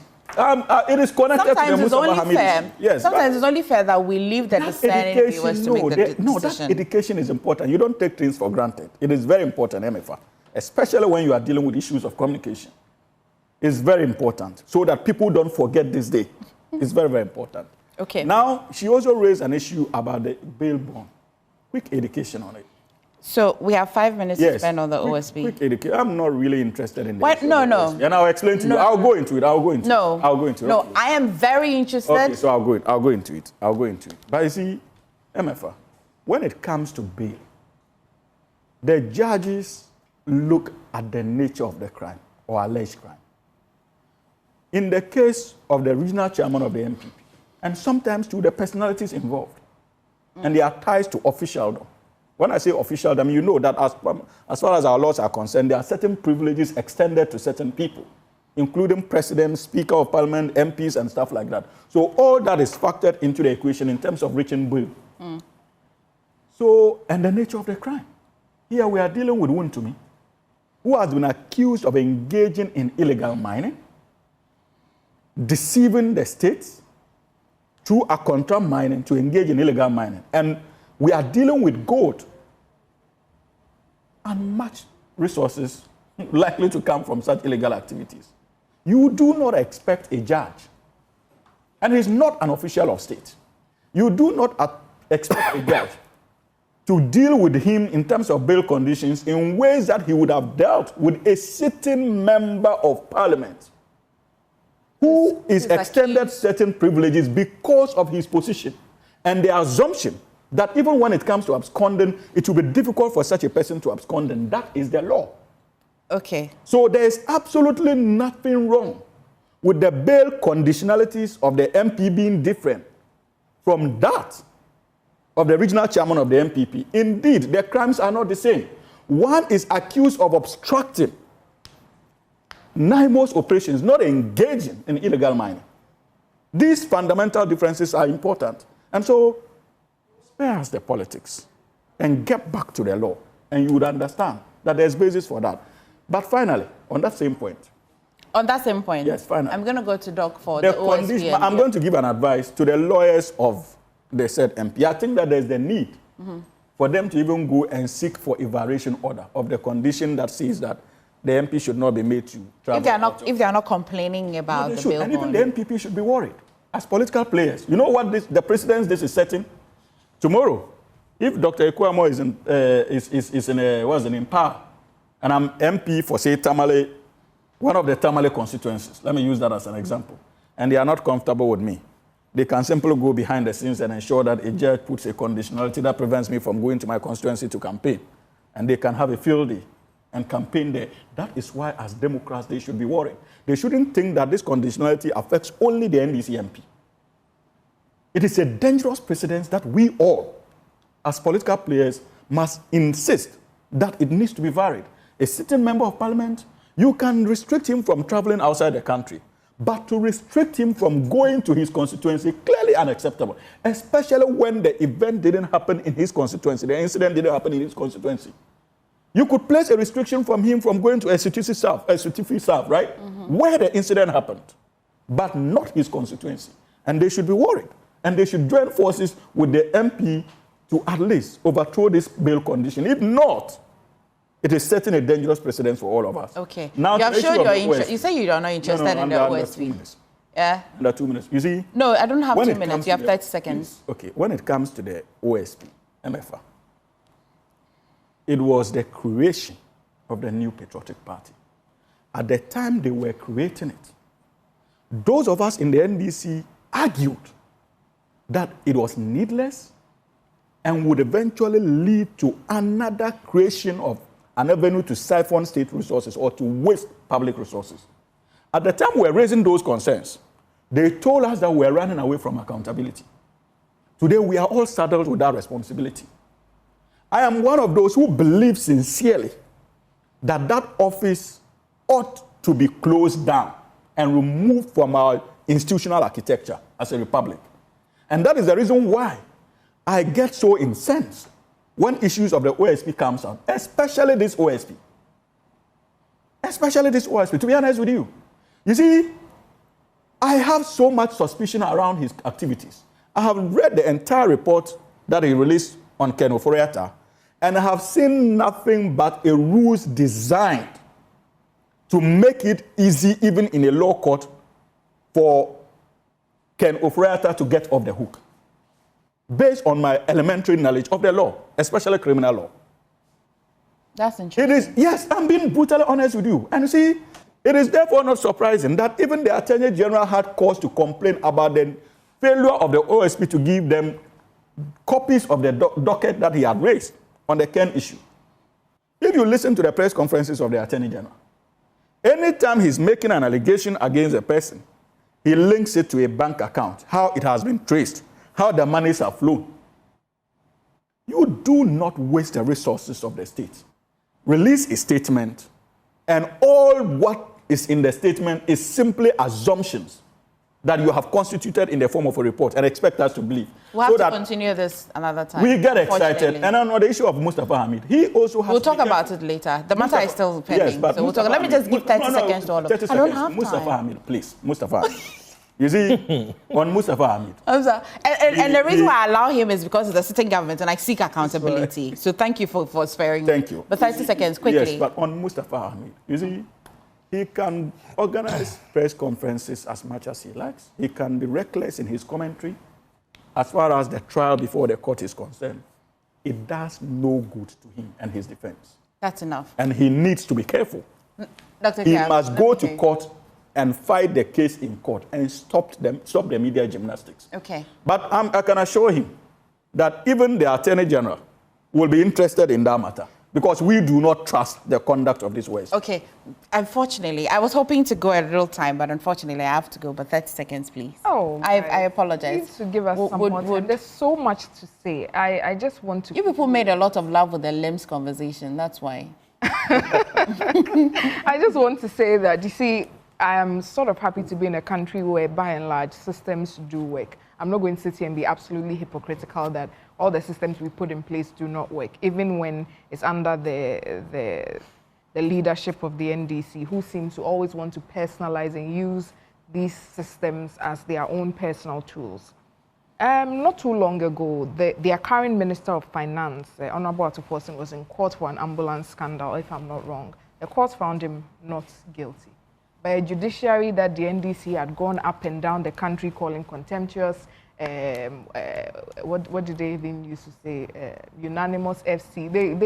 They ran down the judiciary at that time, but they got favorable rulings from time to time. So I'm just saying that Hamza, like, tone down this one report that you have brought that seems to throw your own person under the bus. But honestly, on that issue, I do think that the honourable member needs to hang her head in shame. I hope an apology follows soon, and she should go around the same radio stations on a tour to denounce all the... They have gone back to... I'm just oh, dear Lord. Okay, I have to go. And Prof and Nana, I promise next week I'm going to give you a lot more time.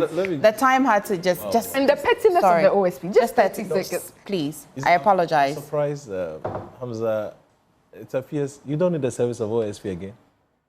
I've never had... Hamza, you answer it next week, okay? You answer it next week. It's a personal... Answer it next week. I just want but that's a good way to end. I'm surprised. I'm surprised. You know, in principle, for me, that office was needless, to be honest with you. I see, today. From day one. It's okay, Hamza. Go and check all Hamza, you will answer it next week. You will answer it next week. I just want us to read quickly. this verse in the Bible, Proverbs 10:19. Where there is much talk, there will be no end to sin. But he who keeps his mouth shut does wisely. Thank you very much, Nanaya, who's just become a pastor this morning. But thank you as well for joining us on News Review. We just will come back shortly. Prof, I apologize for the time. Nanekia, thank you. Hamza and Nanaya, thank you. Please stay this more on the show.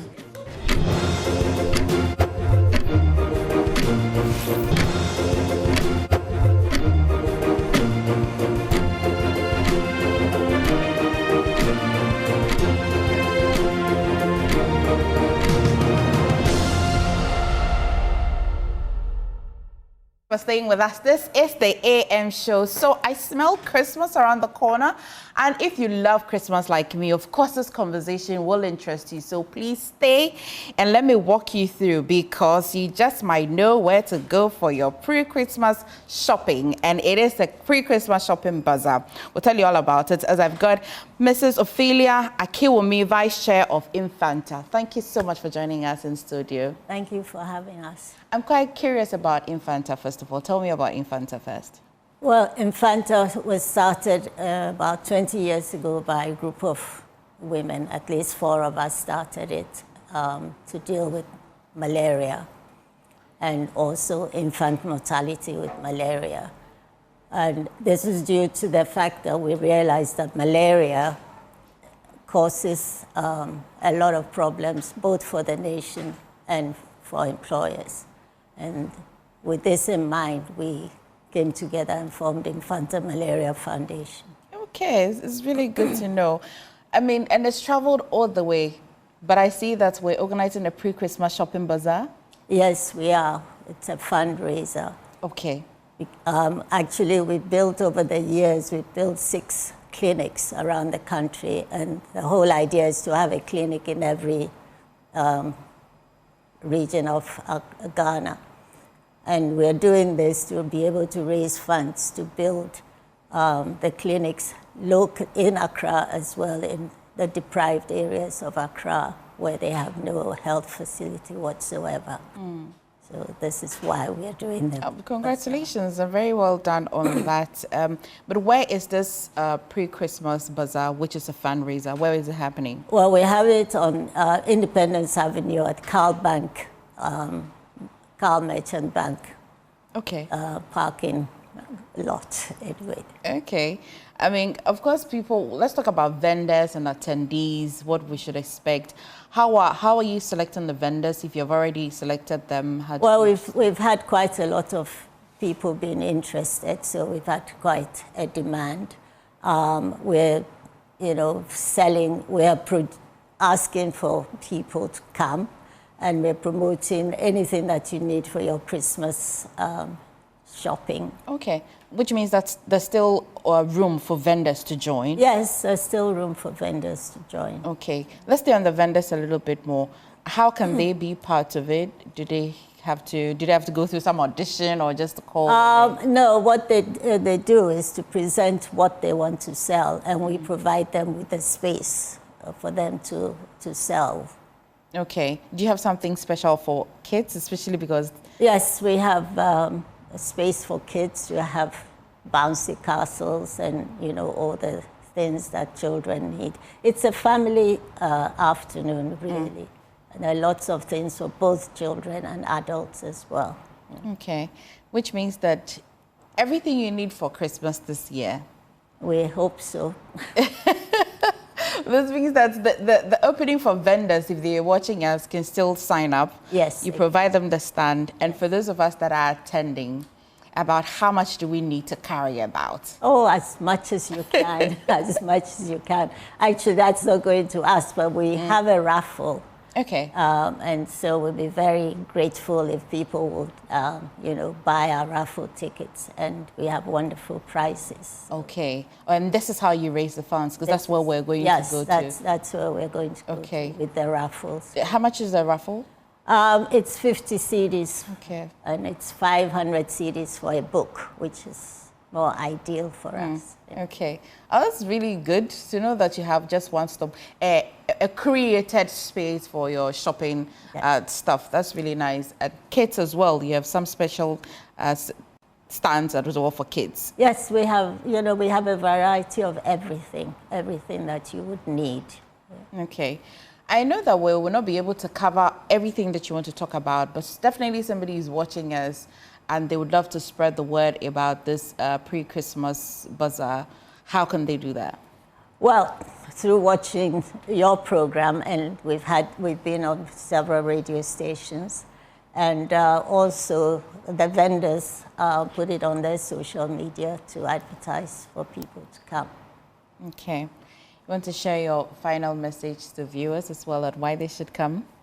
Will I see you when I come there? Yes, we'll all be there. Okay. Every member of Infanta will be there, apart from a couple that have traveled. Okay. But it's Christmas is a time of giving, and we'll welcome everybody to come and make it a success. And we need the money to be able to fulfill our obligations to our less fortunate, neighbors of... Do we have the date already? You've mentioned where it will be happening, but do we have Well, it's the 15th of November. In fact, we have about 2 weeks left, or just under 2 weeks. Okay. And on the websites, they have the telephone numbers they can call? We have all the telephone numbers that they can call. Okay. We have it on our pamphlets. Okay. But is that the number you can... I can give you the number now. It's 020-105-1849. Okay. If you go... And the website is just www.infanta.com or... Yes. Okay. Okay.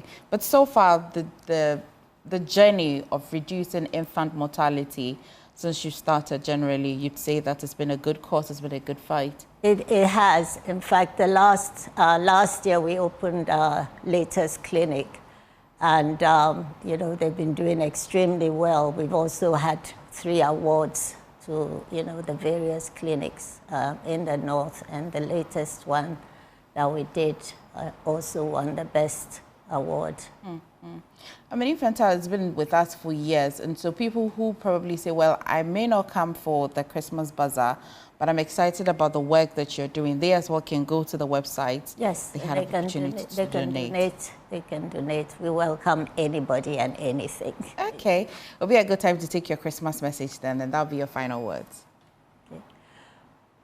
Please support us because it's a good effort on all our parts, and it's taking us a lot of time to put this together, and we would really appreciate your spending your afternoon with us and with your family. Thank you once again for coming. Thank you. Thank you so much. Madam Ophelia Akewumi, Vice Chair of Infanta. I wish you all the best on the Christmas Bazaar Day. Thank you so much for joining us. Thank you. You're watching the AM show. Please stay.